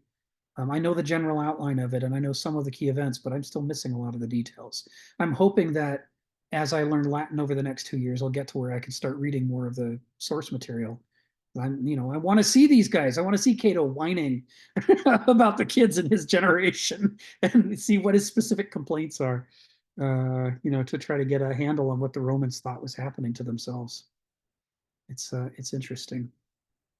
So back to the text. Oh, Phil's joining. Yay. I'm excited to see Phil joining and connecting to the audio. So back to the text. So we focused initially here on where we left off last week, where we were talking about, you know, these elements of ancient culture, these core values, which the ancients used to believe were. Phil, hello, welcome to the call. Hey, sorry, my internet is broken, so I couldn't get in until now. So Oh, very sorry to hear that. there it is, technology right there. It's such Yeah, a useful instrument. it's going to solve all our problems for us. You know, technology will make all problems go away. So we were starting with a, you know, it's not surprising. We're coming up on the 2 hour mark, and we've just about finished our recap. You know, it's but we explored around it as well. So we were talking about, you know, how last time we talked about Okay. this paragraph where Kenneth Smith is Well, talking about. so you just did the recap. I was here last week, so Yeah, I, I'm sure you went beyond the recap. I mean, yeah. We events. worked around it. Right. We worked around it. So to recap the recap in preparation for moving on in the text, we're saying that one of the main revolutions that happened in the worldview of the medievals was to say, okay, those major elements of the ancient ethos, organicism, instinctual self-providence, intuitive sense of what's good, teleology, plus the rest of them, that the ancients used to believe that those were all aspects of nature itself. That's how nature ran. And that it was incumbent upon Homo sapiens to cultivate that in our own character, our inner nature, so that we could sync up with the world around us and live a harmonious life. That was believed to be the challenge of the human condition. And that the medievals are having a revolution where they're saying, if that were possible, Rome wouldn't have been so rotten. Since it was so rotten, it must not be possible. So these things are still important. We agree with you, but we don't think people can cultivate those things. So instead, what we're going to say is God has those things. God has organicism. God has instinctual self-providence. God has an intuitive sense of what is good. God has teleology. And he chooses to make the world, you know, in that way because it's his preference. That's the kind of God he is, that he makes things that way. And that we can't hope to cultivate those things in ourselves. And frankly, it's hubris to even try. Everything of this, and this is where it's an overthrow of the old values, to say you have no duty to cultivate an intuitive sense of what is good in yourself, because people are too corrupt to be able to do that. You can't do it. It can't be done. But God can do it. And if you open yourself to God, if you become an empty vessel for God's grace, then God can guide you through prayer and meditation and through his holy text and his representatives on earth, can guide you towards the behaviors you ought to have. So what's called for is not an audacious, persistent pursuit of excellence. That's evil. You'll go to hell. What's called for is an audacious, persistent pursuit of faith and willingness to be God's hands on earth.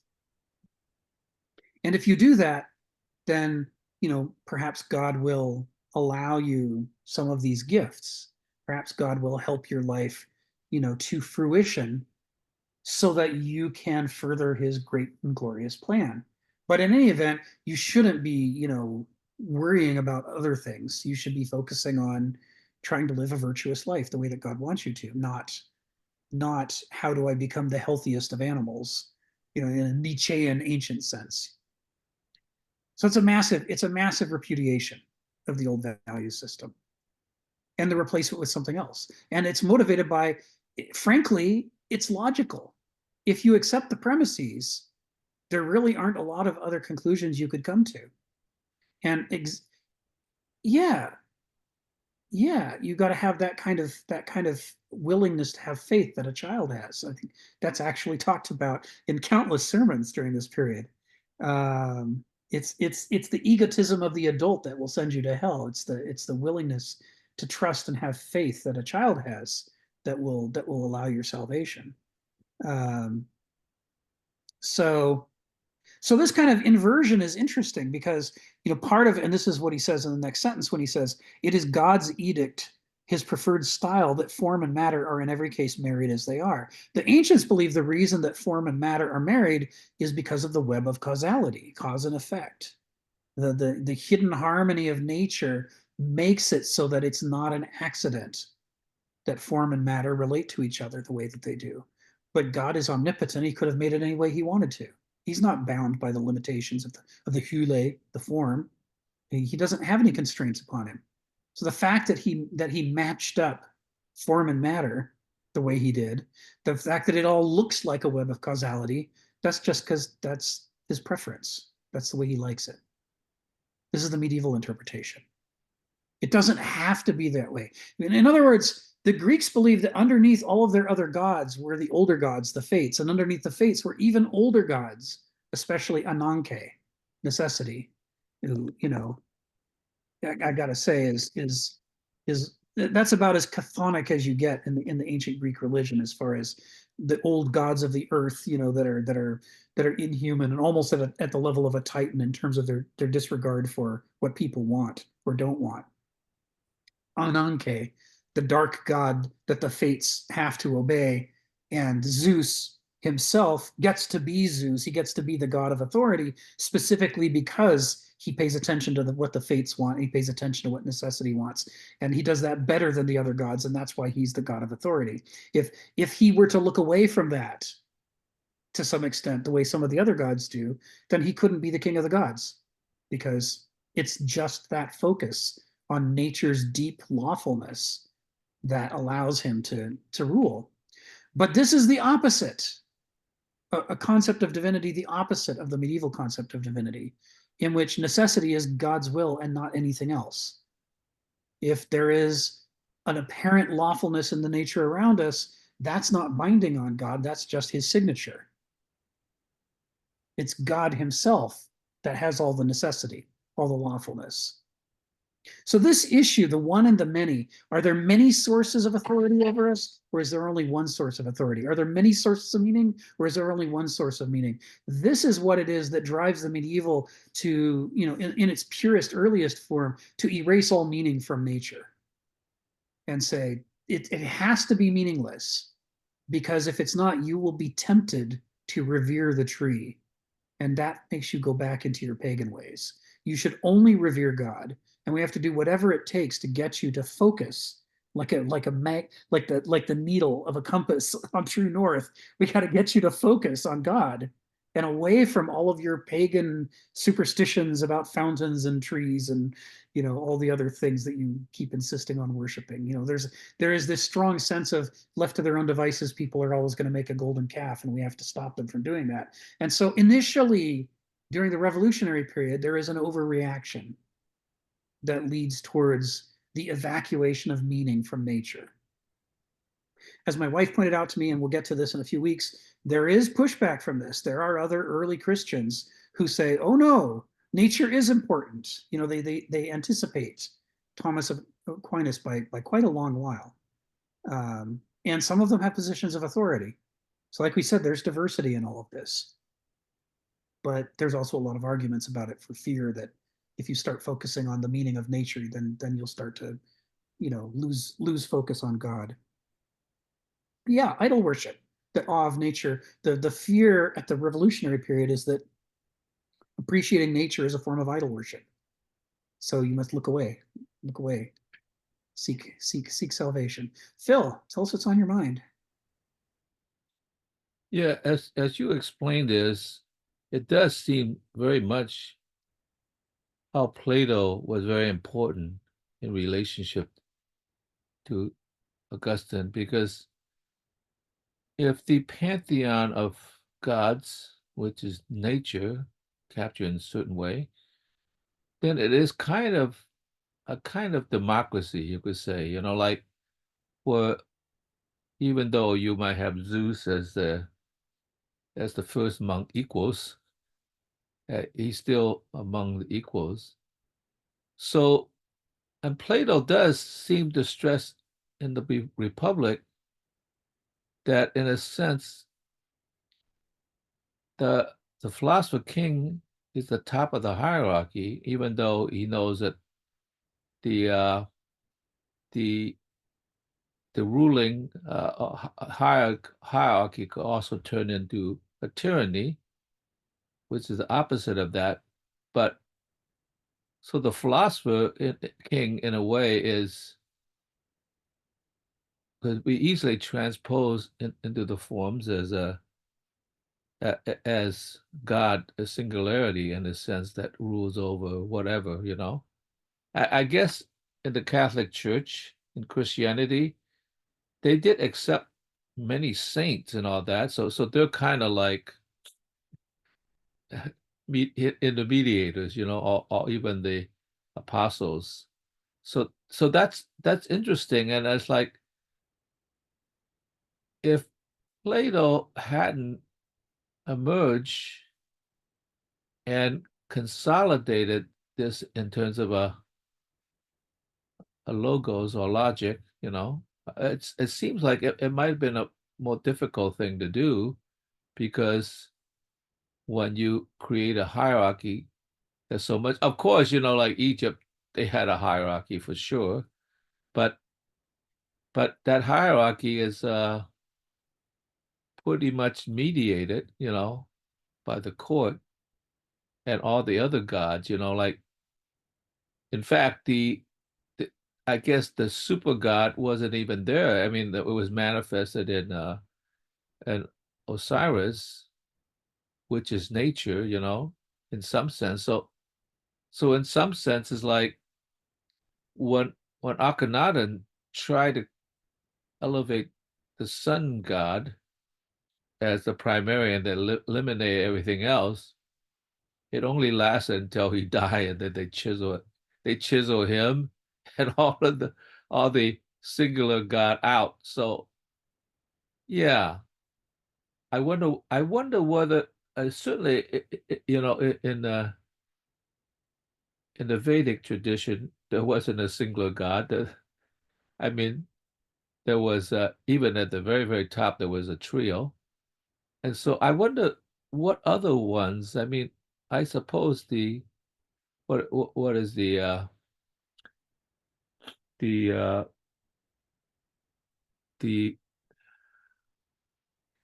the Persians, they kind of had a singular god in a way. I mean, so yeah, I wondered whether that was inevitable because that really certainly set a model for, you know, the fact of manifestation of in a sense government too. You know, you have the king, you have the lords, you know, the overlords, the lords, and you know, and the and various distribution and hierarchical structure. So in some sense, it's been a very difficult thing to transition back into a more uh, diverse, spread out relationship. So Right. yeah, I see why Plato, you know, through Augustine was, and Augustine was, even though Aquinas was very important, I think he still, I think, in a way, is the second place to Augustine in terms of influence the Catholic Church, the Christianity. So because Plato was so important that he was brought in, even though they rejected paganism, he was brought in as as a saint. I mean, not God, but in many ways equivalent to the apostles. So that was that was very important that he also talked to. Well, this is another ambiguous Jesus. I mean, is Jesus another God? I mean, so I don't think Plato. I don't think that maybe you know this better because you know medieval history better. Did Plato ever talk to Yahweh, or did he always have to speak through Jesus? I mean, he does have the ear of Jesus supposedly and the apostles, so that might be a kind of an important clue that he too. The only one that I guess spoke to Yahweh was what's his name? You know, the Hebrew guy, that brought down the tablet. Well, I forgot. Moses. Moses. My mind gets so, oh, I forget all these things. So yeah. So and I need to point out once again, I mentioned this before, that somebody pointed out in the I think in both the Heidegger meeting and in the Plato meeting, that the transformation of God, like Yahweh, who created everything, and the transformation of Logos, he claimed that that was a different kind of idol worship, because we worship the word, right? Because that transition is very interesting. In the beginning was the word, and the word was with God.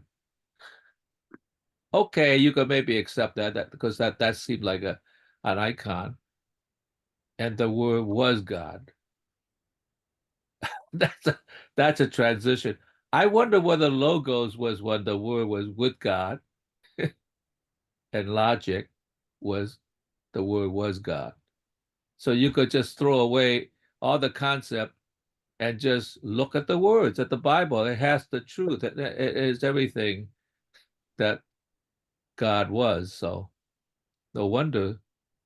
I mean, no wonder all the truth are within the Bible as it is, so rather than interpretation. Okay, I'll just leave it at that, because is it idol worship of the golden calf? Is it idol worship of the word? Pretty much the same, except one is to idealism and the other one is to a kind of existentialism. I mean, like they're both not really gods, but they're capture as a representation. So that's it, Phil. Thanks, Phil. Yeah, the example of Aten and Akhenaten is a really interesting one. It happens so far back in history that you can't help but think it was massively influential. And the Egyptians were not an obscure people; they were incredibly influential. The only Mediterranean Bronze Age civilization that did not collapse during the Bronze Age collapse was Egypt, which meant, during a period when everybody else was confused and disoriented and in despair about their own belief systems, the Egyptian belief system seemed to have some staying power. If you were wandering in the desert for 30 years looking for some better answer than what you had, you could see why someone could look at the Egyptians and go, man, they must be doing something right, because they're not wandering hopeless in the desert. So let me take us to the text. The other thing I kind of wanted to mention about what you were saying, it just occurred to me while we were talking, is that in his book From Religion to Philosophy, Cornford argues, he argues there, but he argues even more forcefully in Thucydides' Mythhistoricus, that at the time Thucydides was writing, the Olympian religion was waning. He says it still was the official religion and everybody went through the rites and rituals, but the impression he gets from his classicist studies, which are far more extensive than mine, was that by the time of Thucydides, there was a growing number of people who had either retreated more to the pre-Olympian daimon religion, or were just being outright, atheists or semi-atheists. What we might call philosophically religious people instead of theologically religious people. The older daimon religion you can think of as the theological version of democracy. The sacred is represented by the many. And the Olympian religion, or the Roman one, the pantheon likewise, you could think of as the theological equivalent of aristocracy, rule by the few.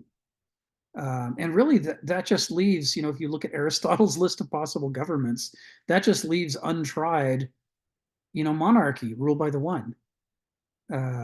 You could see how a people that had struggled to try both the sacred many and the sacred few might in despair turn to the sacred one, as at least we haven't tried that. We haven't disproven that as an option. Maybe this will have some staying power. We'll see.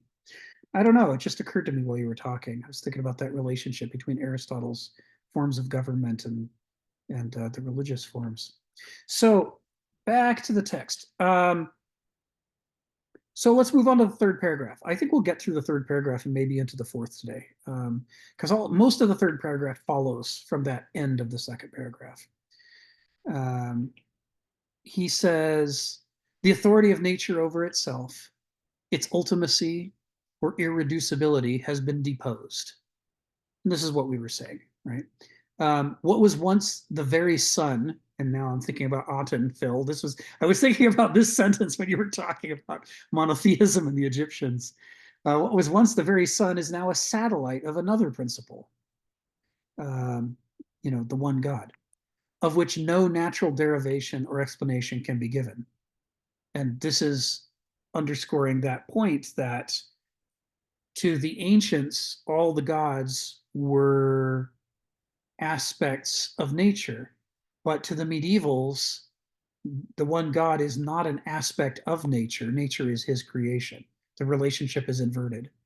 And so the idea that a God can have no natural derivation or explanation is just as antithetical to the ancients as all these other medieval revolutions we've been talking about. It's a massive change in values. An inexplicable, inscrutable God whose plan can't be known and can't be inferred from the workings of nature. This is as anti-ancient a concept as possible. You know what I mean? Is the ancients, you want to understand Poseidon, look at the ocean. Study the ocean, live a life on the ocean, and you'll come to know Poseidon. That's how it works, right? The Poseidon's nature and the ocean's nature are that intertwined. But the medievals are arguing, at least in the original pure form, you can't know God. You can't trap God by studying the laws of nature and then saying, haha, I can now prove there are things God can't do. The medieval pure theologians' response is, nah, God can do anything. You can't limit him like that. You don't know what he'll do. Yes, he's all good. He's all good, but you don't know what all good means. Only God knows what all good means. So you can't logic your way to putting a frame around the medieval God the way you can and must and do around the ancient gods. Kenneth continues, the logic of nature that constituted basal ancient wisdom is conceived to be invalidated by another more arcane wisdom hidden from the eyes of the too clever and the too erudite. And so, here he's saying a couple of things. And one of them is this idea that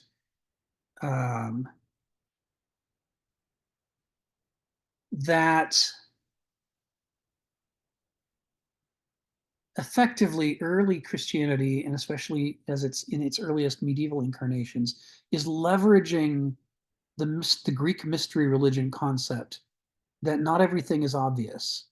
Heraclitus talks about this, the hidden harmony. He got that from the Eleusinian mysteries, but the Orphic mysteries do the same, and so do the other Greek mystery religions. They're saying you can't just rely on what you see on the surface. There's a deeper meaning to things, and that deeper meaning is more authoritative. It produces the things you do see. They're just the symptoms or creations of that deeper realm of logic. And the early medieval theologians are arguing, okay, that's true as far as it goes, but you all didn't go far enough. All of that hidden harmony that you say is sacred is actually being generated by an even deeper principle. And that's our God. Our God is even more mysterious and more hidden, more arcane, and more authoritative than those things are. And your education hasn't got you to it. You can study all you want. You can read all the Plato you want. You can go study among the Babylonians and the Egyptians. And when you come home, you still won't have discovered what we know, which is that there is this deeper logic beneath the hidden harmony, and that deeper logic is God, the one God, the true God. So, we talked, I think, a week or two ago about the gamesmanship that was being played around Do we say what's on our minds, or do we hide it? Do we couch it? Do we explain things in paradoxes because the true nature of reality is paradoxical and not immediately obvious, so that the truest statement of it itself is paradoxical? Or do we hide things in paradoxes because we don't want some people to know what we're saying? And that's where we get the quote that comes next, that comes out of Mark, and I'll call on you, Phil, in just a second. And we did this, I think, 2 or 3 weeks ago, but let's hit it again on our way through paragraph 3. Now that we're doing paragraph 3 for real, unto them that are without, all these things are done in parables, that seeing they may see and not perceive, and hearing they may hear and not understand, lest at any time they should be converted and their sins should be forgiven them. There's a whole, I don't want to convert you, I want you to burn in hell. That's sort of implicit on the surface in what Mark's saying here, which is a little shocking. This is not a medieval perspective. The medieval perspective is that all souls should be saved if you can possibly save them. This is an older pre-medieval version. I mean, Mark is as the Gospels go, Mark is really archaic. There's all kinds of things in Mark that are not consistent with Luke or Matthew or John. But this is one of them, which is Mark's way of saying, let's let them burn in hell. Let's just cover this part up. We'll say it quietly and cryptically amongst each other, and then we can be saved and they can burn. And you got to think, they're probably talking about people who they're really, really, really angry at. So they might be talking about the Romans trashing the Temple of Jerusalem and shattering classical Jewish culture. You could see why Christians living, shortly after those events might say, you know what? I don't want to convert you. What you did was too awful. You can burn. Feel free to disbelieve everything I say. I'm saving my wisdom for the people who deserve to be saved. This is very much not the medieval perspective. Medieval perspective is save them all if you can. Save everybody if you can. At all costs. And it shows, right? When's Mark writing? There's a lot of debate. 65, 75, 85 BCE. He's writing in the 1st century after the fall of Jerusalem. Cryptic Christianity, a new interpretation of Jesus. And Mark's pretty straightforward in some of his statements about his desire to obscure things. In fact, the original ending of Mark ends with the women finding the tomb empty and realizing that Jesus has risen. And then they run away, says the ending of Mark, and they tell nobody. The end. And you can see why a later medieval scholar would have changed that ending and tacked on an ending, said, just kidding, actually they did tell some people, and that's why we have the gospel according to Mark. If they didn't tell anybody, then who's gonna know? The women did. Yes. My wife says that the women get to know and the men don't. But at any rate, so there is a recurring theme in Mark, from beginning to end, of some people don't deserve to know. The thing about seeds falling on fertile soil versus falling on barren soil. Sometimes you give the gospel and nobody understands it and they don't take it up, and that's fine. Those people are, rocky soil. Let them perish. Shake the dust of the town off your sandals and move on. Let them burn. Phil, come off mute. Tell us what's on your mind. Yeah, I was thinking about the Hebrew creation before the Word became God. Because in the Old Testament, I can only paraphrase because I don't remember exactly the words. There was God and there was the surface, and beneath the surface was the deep.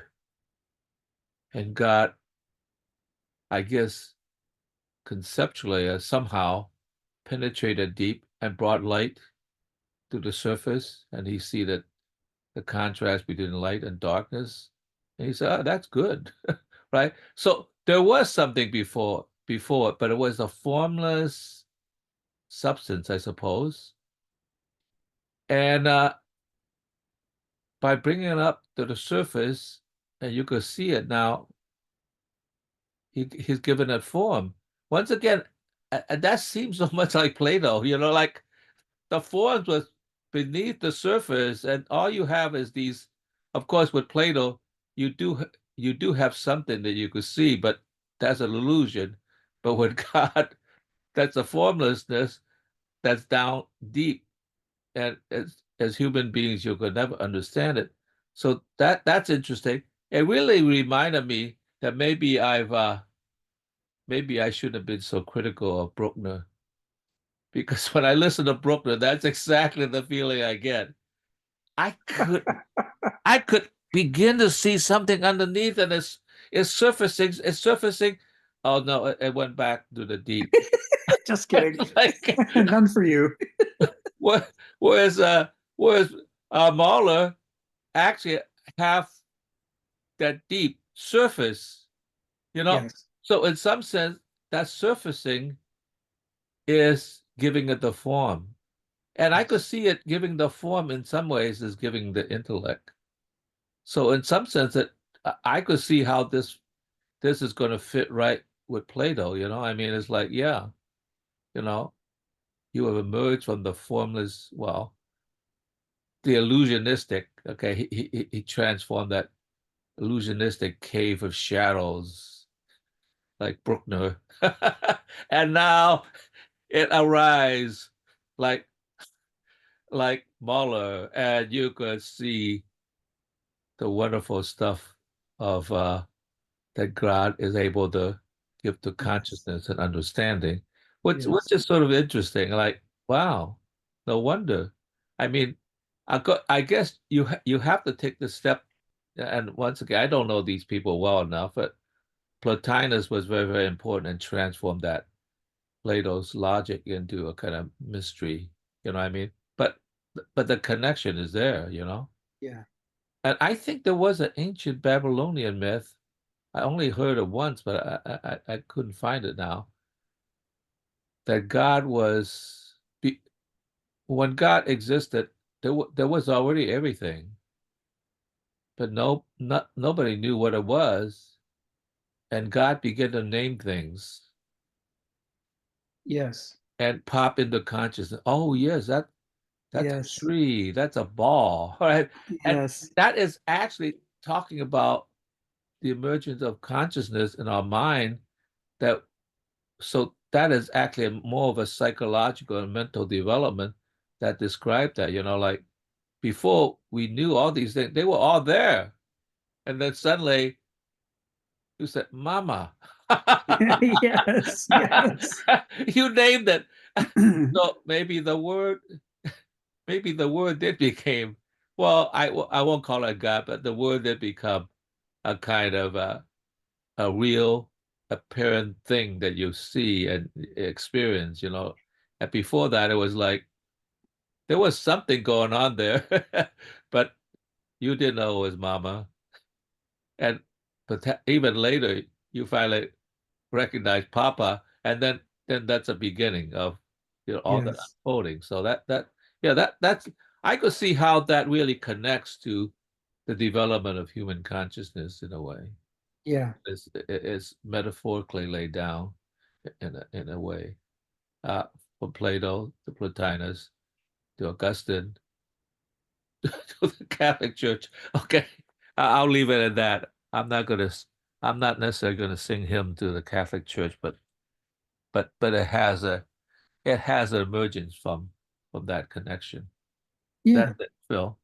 Thanks, Phil. It's got its logic. And you can see in that myth that you're talking about, where everything already exists and the God just begins naming things, how different that is from a world in which nothing exists and God creates it all and he lets man name it all, like in Second Genesis.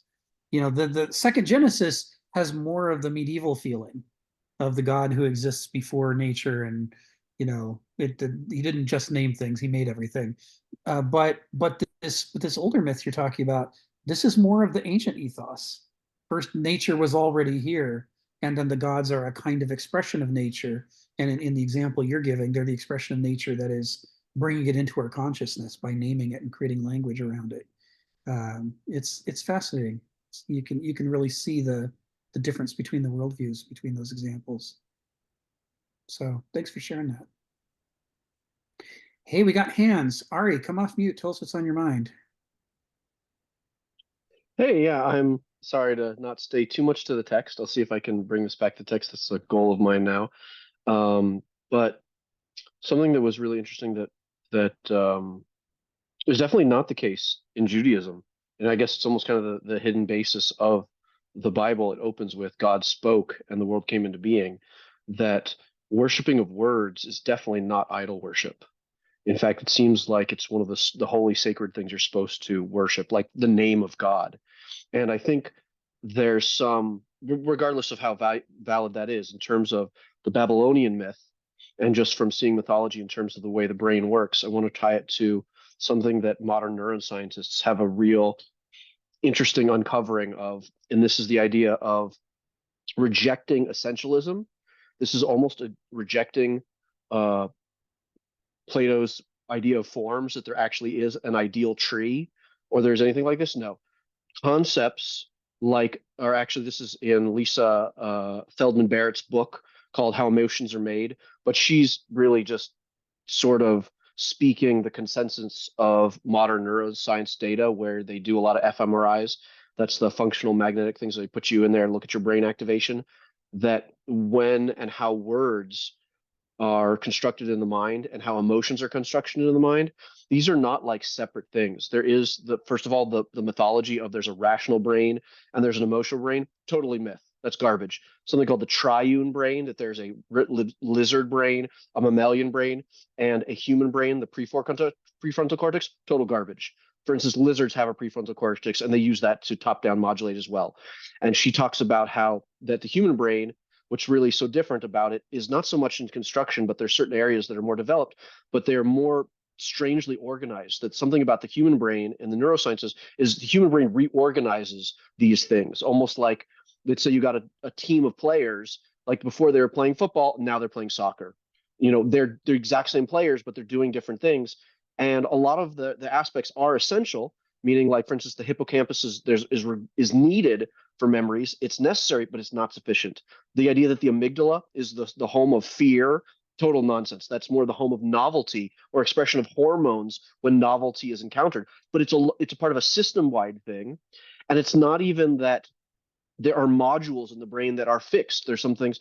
If you've heard of the language areas in the left side of the brain, there are Wernicke's area, Broca's area, also fiction. You can have language without these areas. There's a couple of famous neuroscientists that have put electronics into people's brains that, and this is mostly from, if anyone wants to source, this is through the Huberman Lab podcast where he interviews these people, where there's a famous Stanford doctor who's literally letting a person think, and the using of AI sort of autocorrect, just as sort of autocorrect, is able to have it put out to a readout on speech to screen, that he thinks things, certain ideas, and they come out on words. And when they were first working, it was very not so well developed. But as the person spent more time with it, the accuracy of it got better. And this is really to point out that words are construction, emotions are construction. They don't have essential fingerprints in the universe. There is no such thing as happiness. There is no such thing as sadness that is universal. Yes, there are experiences, what we call affect, things the way the brain processes arousal or how activated it is, or valence, whether it's a positive, a pleasant feeling, or an unpleasant feeling. But then the mixture of this to get something called happiness is just not true. There is no facial recognition, as much as Google and Apple are spending billions of dollars to try and match up facial expressions with the essential nature of happiness. That's nonsense. There's no such thing. Cultures have different expressions of this. And because we don't know beyond expression what's really going on, maybe there is some sort of essential low grade version, low granular, like low resolution version of happiness. But as we add words, this is the key part, words are the part that create the concepts. Concepts are these living, adapting things, almost like organisms, depending on their soil and their context. They are specifically the symbolic representation of words that we make in our mind is the same as we make emotions. And that it's something like emotions can be very rational and thoughts can be very irrational. And to think that thoughts are rational and emotions are irrational, this is all mythology. And the fact that they're constructed in the brain through what they call interoceptive networks, where we're simulating reality, and the way we simulate reality is with words. Something that, this is the part that Phil was really nice at saying, is in the Babylonian mythology, if there's a thing out there, you can't name it, meaning you can't give it a clear focus of the brain. But once you give it a word, you can. It becomes very clear. And this is also seems very related to what we have labeled that they have a different name for. We call mimetic reproduction. When an idea is transferred from one person to another, it's because they have the similar or same definition of the word. And it's the word. This is something called a sparse code. It's like a capsule that encapsulates this very, very almost infinite idea of what a tree is and how many different possibles are. You just put in the word tree and they got a label. You put it in a small little container, and that we can transmit to another person. And it's generalized more by like goals or functions, almost like the Aristotelian, if I'm going to say this right, Aristotle's four causes. Right, it's more like the four causes thing. That there's a lot more going on than a simple label, and these causes are always in flux. And this is what the mind is doing. And the ultimate idea of this, to end, is the way we're constructing God, or also we're constructing the self, which is almost the Buddhist version of deconstructing of self, is also constructed in the exact same way with these words and these concepts that are always flowing, the same way that we construct emotions, the same way we construct words. They're all done in the same way. And I thought that it was very nice to say that, back to the original, that Phil loves to say about the creation of the world with words, is this is also how we create our social world through words, right? This is how we experience and sort of conceptualize reality. That's fantastic, Ari. Thank you. Yeah, I guess it was in the late 80s, early 90s that I first started to run again across some of the studies showing people's brains lighting up, when they did different activities or when a certain neuron was stimulated. And at any rate, it goes even back to Gray's Anatomy, that they talk about that you've got multiple cortical layers in the brain. And if you stimulate something in the outer, cortex of the cerebrum, which in theory is, the rational part, and granted the prefrontal cortex is supposed to be the ultra rational part, but you touch something in a neuron in the cortex of the cerebrum, that neuron isn't the only thing that lights up. It's like it's connected, and among the things it's connected to is all of the layers, all of the other four layers underneath it have other neurons that are connected to it. They call it the pyramidal neuron structure. And as a result, all five layers light up all the way down into the white matter of the brain, where you've got a lot of emotional level switching. And so, the conclusion that was reached by these early investigators is that the separation of thoughts and feelings is a myth, which is just what you're saying, that the connectivity in the brain doesn't show any evidence of that separation. On the contrary, it suggests that every rational idea you can come up with is already deeply embedded into, all of the emotional layers of the brain, and that, that may be in fact how thinking works, that your brain brings to your attention the thing that's got the most juice. Yeah, share the name of that podcast in the chat, Ari. Let's capture that for the record if you can type that in for us. Thanks for asking, Emma. That's a great idea. So yeah, we've got all. You're on mute right now, so we can't hear you. Sorry. It's the Huberman Lab podcast, so that's for the audio record. I'll write it as well for the chat. Okay. Thank you, Ari. So yeah, this idea that the structure of the brain doesn't correspond to what we popularly think the structure of the brain is. It's just another example of how every human perspective has its flaws. Even the things that we think that we're sure about, that we just take for granted, are going to have major flaws, be divorced from reality in very exciting ways. Donald, come off mute. Tell us what's on your mind. And by the way, welcome back. Yeah, I had to drop out. Sorry. I want to thank Ari. I've often felt after talking with Kenneth that I had a reptilian brain, and that might not be true. There might not be such a thing to have.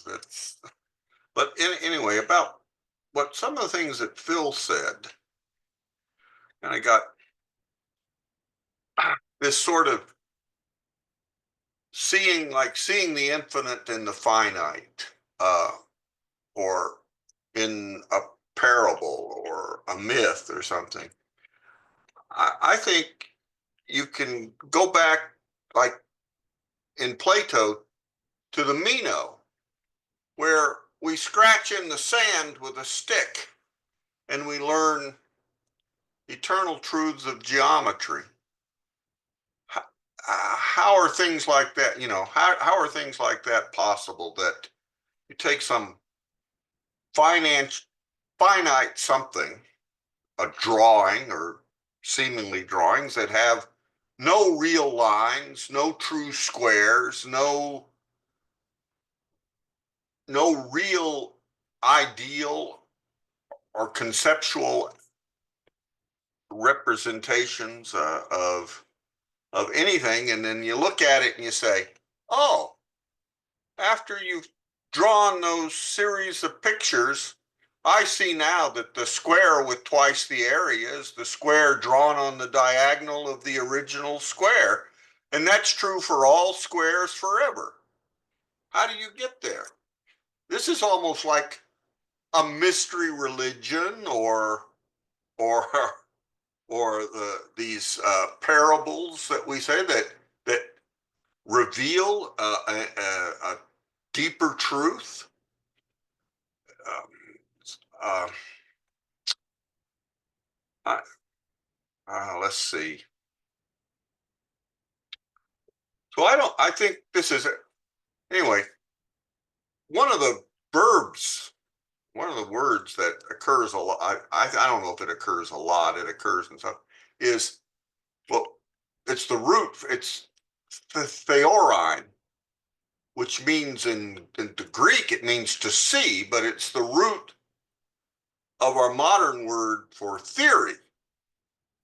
Theories are maybe for us a kind of seeing, but in Plato, he does this kind of like when one of the participants in the dialogue sees something beyond what's shown, I guess, you show some simple example, and then you realize that you see that it's really pointing to something infinite or eternal.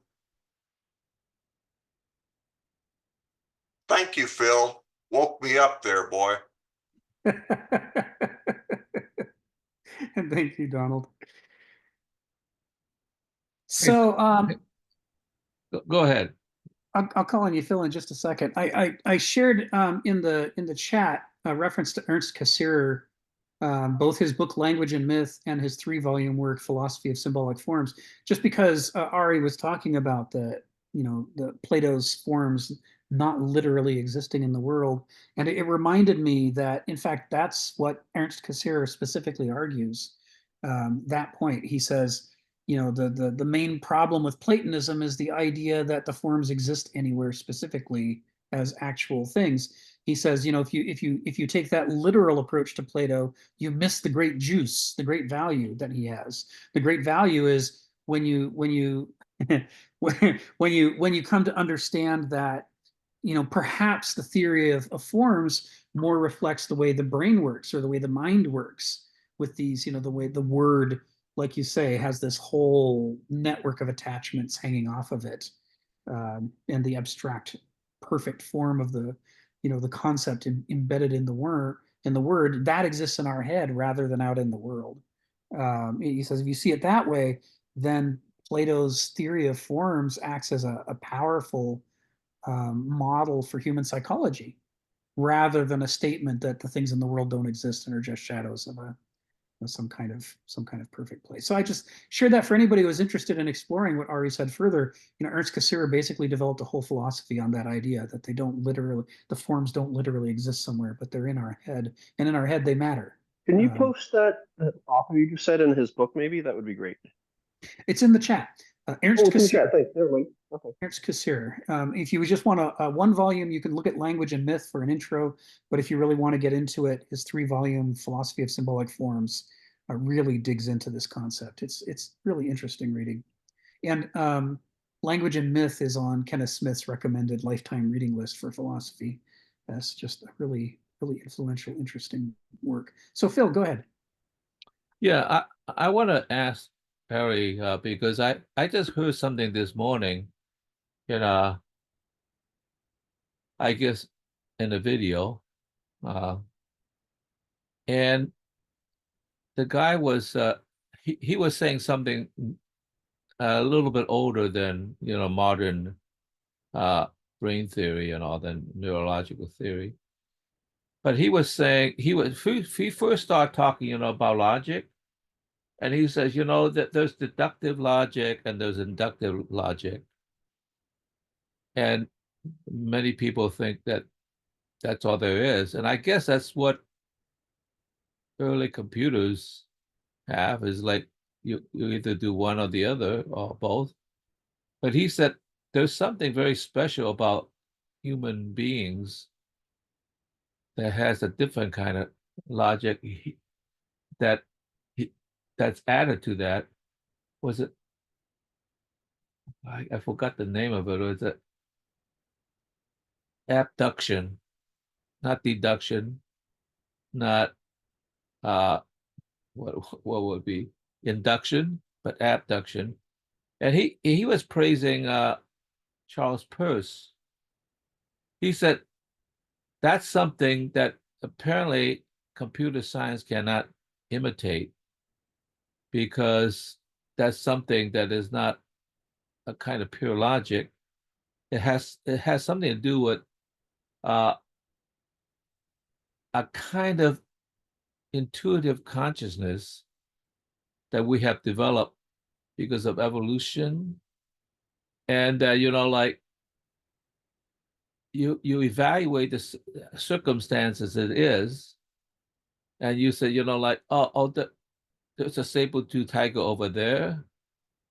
There's a cliff over there, and then you put that into conjunction with, I guess, uh deduction and induction, and that's how you make up your mind whether you should hide or run or whatever, in what direction.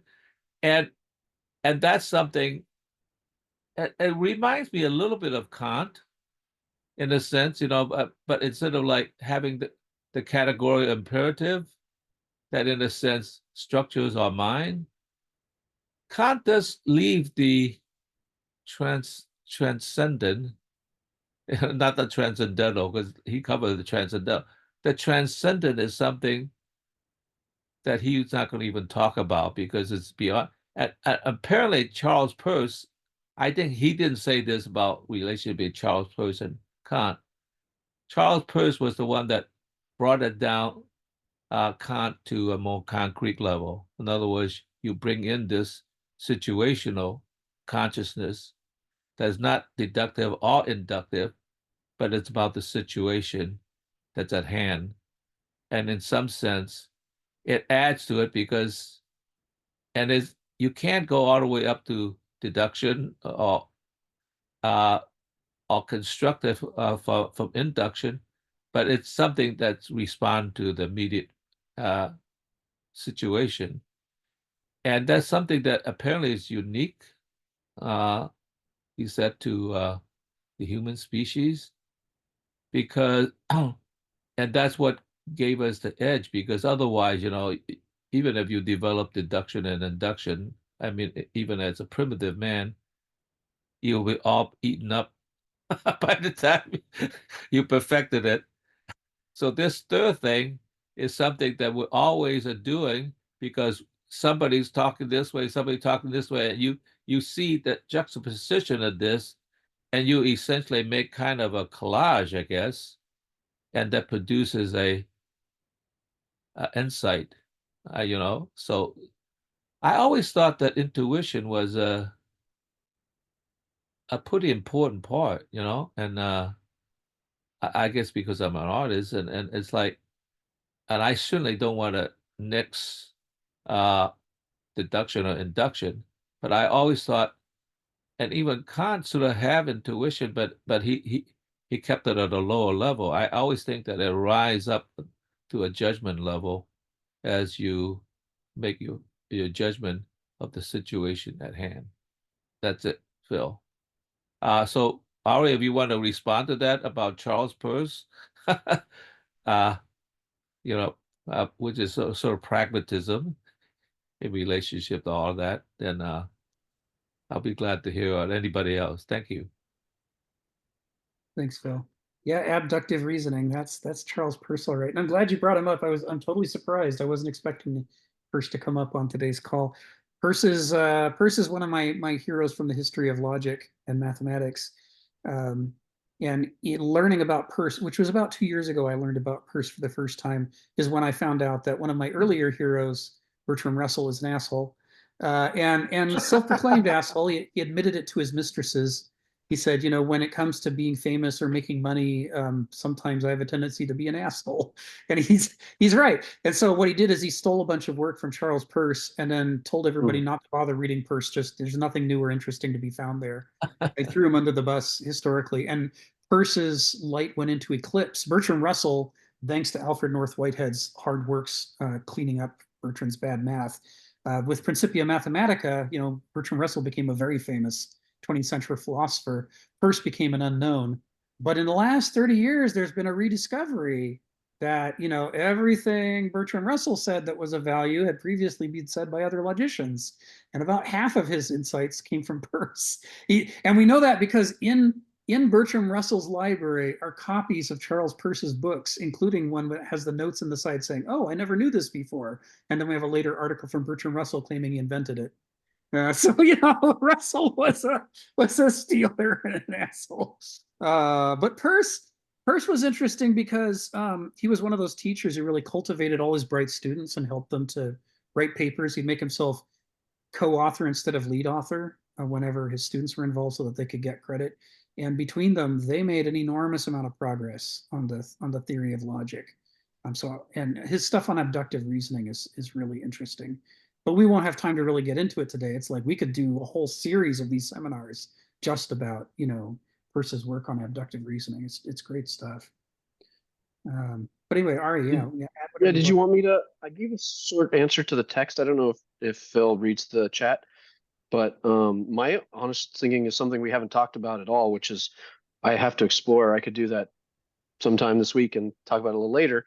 Is this relationship between abductive reasoning and the different types of language, which are universally, at least again, they're just categories, they're just constructions, but they seem to fall into the four basic ones. And I'll end here. Is the first one is basic semiology or semiotics, where you have signal signifier pairs. So it's like a green light means go, you know, a flag on the battlefield means this kind of maneuver. It's a one-to-one relationship. There's nothing beyond that. The next one is, we'd say, context sensitive, meaning the signal only in this context. And then the next one is context insensitive, which is at this point we would call context insensitive language, meaning like principles, something that you can generalize and see, like climbing is something you could do with a ladder or a wall or a building or a corporate ladder, whether you want to be metaphorical. So climbing in this case takes the idea of a context insensitive. But the last one, which again, Hofstadter, we've talked about him a bunch, and Gödel, Escher, Bach talks about this in terms of self-referential language. And this seems to be where the Turing, not the Turing test, the Turing, what's the Turing thing where it's either decidable or yeah, well, no, I was thinking whether you have a computer program that either runs forever or doesn't. A halting problem. Yes, think a halting problem. So this is where self-referential language we can see very quickly that computers just can't get into this halting or halting, and that has to do with self-referencing language, where we can embed and nest things within nest things, and we can artificially construct an initial point and an ending point, and we can play around with that. And we can have simultaneous ending points and beginning points, meaning like a story doesn't have to be a fixed beginning or a fixed end. We could have versions, almost like chapters, that are non-linear, that refer to each other, and we don't get confused. We can enjoy these stories. So this, I'm not sure actually how much this relates to abductive reasoning, but deductive reasoning and inductive reasoning follow very highly on this hierarchy of Chomsky's language and how computer systems will process information. And I suspect that the highest level has this abductive reasoning has a lot to do with self-reference. Yeah, I suspect it does. So yeah, read up on that. Bring back what. Great. Yep. What you Was that? I discovered. hope that was an answer. I don't want to talk too long, but I wanted to honor Phil and Yeah. the group, if that's an answer, I would say it seems to be rooted in the nature of language. And there's guys like, if you like neuroscience, which you don't seem to much know about, but some guy like Ramachandran, he's a little older, but he's famously really talks about different parts of the brain which are necessary for which types of language we use. Something called the marginal gyrus, and there's two parts of it, the angular gyrus and the supramarginal gyrus. These are really fun names, but he links that these places, when there's damage in these, to different types of language, meaning sometimes when you have the supramarginal gyrus that's damaged, no longer do you have semantics, meaning you can't do metaphor. When the left one and versus the right one, we have two brains, does different types of, maybe one is more spatial visual metaphors and the other one is symbolic representation metaphors. But he supposes that, as it's very likely, there are specific parts of the brain that do these kind of things, and that it's very much related as a system, but it's generally not well understood. Yeah. Thank you, Ari. Thanks. Stephen, what's on your mind? Oh, yeah. Well, I was quite mystified by that quote from Mark. And it does seem to suggest that originally it was very, very Gnostic in its attitude that salvation is exclusive. There's only so much room in heaven, and we don't want the wrong people up there. We don't want the wrong people in our church compared to, say, the later medieval church, which had open doors for everybody who obeyed its rules. And forgiveness. If you made a mistake, you could repent. The doors were wide. I see that it's very, if you look at Italian cinema, as I was looking in this lecture about Italian cinema, about the good, the bad, and the ugly, you see that forgiveness is a very Italian theme.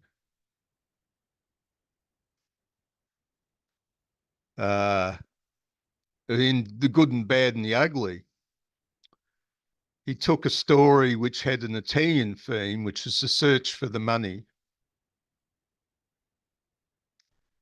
And Tuco was a guy that really needed forgiveness because his list of crimes was very long.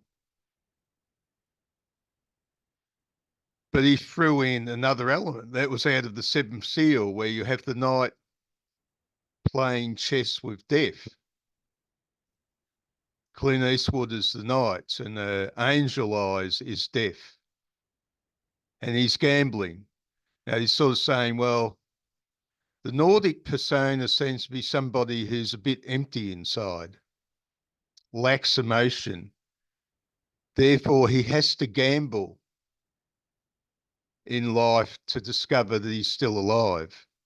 Whereas the Italian, he's not worried, just give me some money, I'm happy. Thank you. Thank you, Stephen.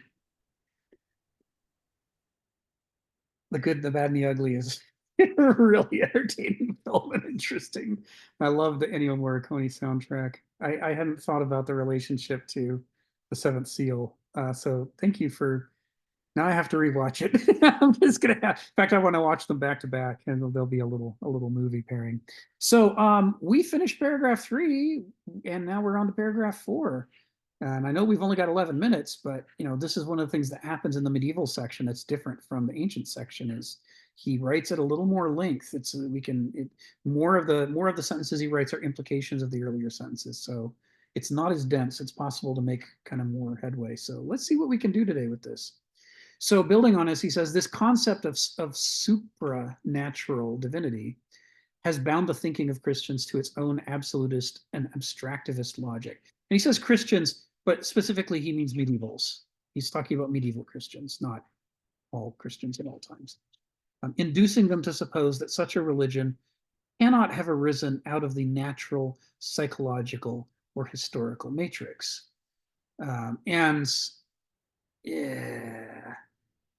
So once you start in the pure early medieval form of the orthodoxy, not all of the other forms, but of the orthodoxy at the center of the medieval power structure, once you start disconnecting cause from effect and saying that it's hopeless, don't bother trying to understand those things, just focus on faith in God. Among the things that you lose the ability to understand is not just nature, like, where do chickens come from and all of those things, but you also lose track of where does your own movement come from? Where do you, as the new medieval epoch, where did you come from? How did you arise? And the ancient perspective would have said, well, if you want to understand something like that arising, you have to look at its, teleology and its inner nature and how, incremental change over time unfolds new order. And that would be the way that you would expect us. In other words, the kind of way that we're talking about the rising of the medieval epoch is a very ancient way. I mean, despite the fact that we're moderns, we're taking the ancient perspective that it's not just cause and effect, but there's the inner nature of the ancient world that led it to give birth to the medieval epoch. But the medievals didn't see themselves that way. They saw themselves in an abstract, absolutist way. They were not. They're trying to appeal to a God who exists before and outside of nature, and therefore they see their own will to faith as being a transcendence of human nature, their own human nature, that they're trying to rise above their own animal selves. And they see their faith and their religious movement both as being artificialist, virtuous because it is artificial, because it is a rejection of the natural within them. There is this demonization of the natural as the source of corruption and chaos and sin, and this exaltation of intellect and will and planning as being you can tame the beast within you and and keep your focus on God so that you can achieve salvation. This doesn't put an organization in a good state of mind to understand how it could have arisen naturally. This is what he's talking about. He says, we know from documentary evidence that in spite of its ahistorical orientation, Christianity did draw its materials from pre-existing sources. Platonic and Parmenidean, no less than Gnostic and Essene. A century before Jesus, a leader or prophet named Judah uttered many of the remarks formerly taken to be original with Jesus. We could, one of these weeks, we could have Ari bring us a list of ancient Jewish writers who previously, not just Judah, there's a long list of writers who wrote all of the central things that we think of as the most enlightened parts of Christianity, like the Golden Rule. That was already stated at least a century before by a rabbi, who's talking about doing right by other people and the world in general and our responsibilities to one another. Jesus is rephrasing rather than inventing from scratch. And certainly, as Phil has pointed out in previous talks that we've had, a lot of the supernatural elements of salvationist, Hillel is famous for this. Thank you. I was having noun flight for a moment. But the supernaturalist elements, the virgin birth, the resurrection, the scouring of hell, and all of these major elements for which there's no, tangible material evidence. Nevertheless, we've got Osiris already dying and being reborn. We've got Orpheus. We've got all of these. In fact, it's dozens and dozens and dozens of gods who are dying and being reborn to save us. Dionysus, his name means the new Zeus. He's the new god, who's gonna offer us a new path to salvation. And he brings us theater, which gives us, we think, oh, Dionysus, the drunk guy, the guy with all the wine. It's like, yeah, but Dionysus, the god of theater, who is the one who is teaching us to study the difference between wants and needs and the difference between personality and character. And what is it that arises within us that moves us? This was the purpose of Dionysian theater, is to do this stuff with, Euripides and Aeschylus and Sophocles, to teach people to look inside themselves at their character, to look into the dark recesses of the soul from which meaning arises. This is some very cool stuff. But he too was another savior god. We have him just chalked up as the guy with all the wine, but he was another savior. There's a lot of them. There's very little when it comes to the supernatural side. There's very little in the original mainstream formulation of Christianity that's original to Christianity. And again, on the ethical side, Jesus wasn't the first guy to say, what if we were nice to each other? Monty Python and the Life of Brian as the oh no, it's not that one. It's I'm actually thinking of Good Omens by Terry Pratchett and Neil Gaiman. They're talking about, why did Jesus get nailed to a cross? Well, he said we should be nice to each other. Well, what if we were nice to each other? And the guy goes, oh yeah, that'd do it. They definitely nail him for that. You're not allowed to say be nice to each other. But he wasn't the first guy to say that. People have been saying that for a while.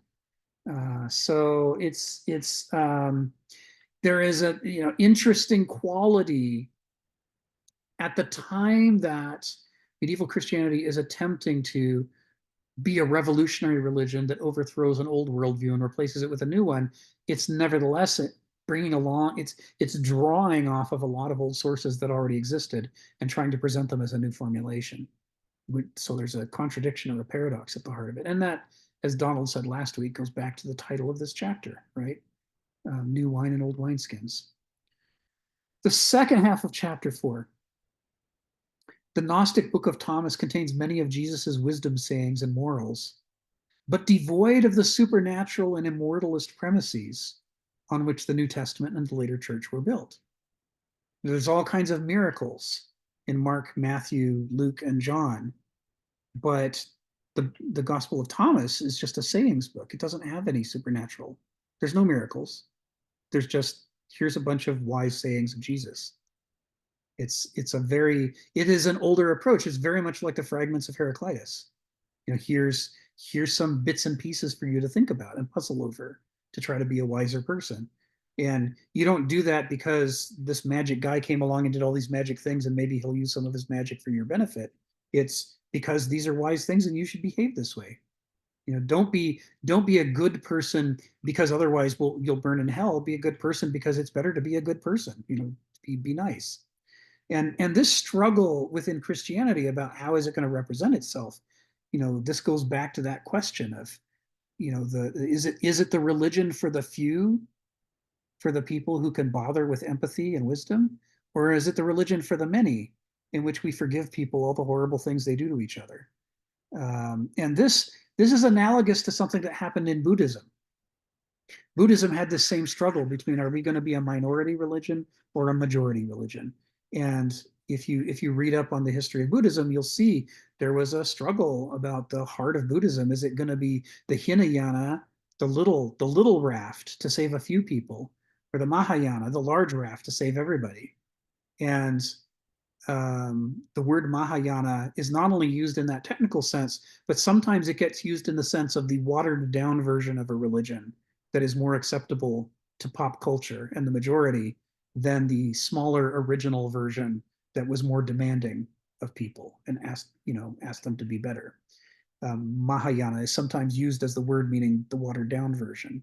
And so in this shift from Mark saying some people aren't going to get it, some people are jerks and they're not going to come around, focus your efforts on the people who actually want to be nice and reward them, and for that tell them, yes, let's be nice, back them up, support them, do business with them. We build a network of nice people who support each other and see how much good we can do in the world. And that's one early version of Christianity in which people are trying to take care of each other. And then you get this later medieval form, which is literally every person on the planet should become a Christian or die. It's, Charlemagne goes out with the cross and the sword, and he winnows the people into those who can be saved and those who can't, and the ones who can't die, and the ones who can't come into a Mahayana form of Jesus's teachings. How can and you can see crucial to that is forgiveness. It's like, okay, yeah, you raped and murdered those people, but are you sorry?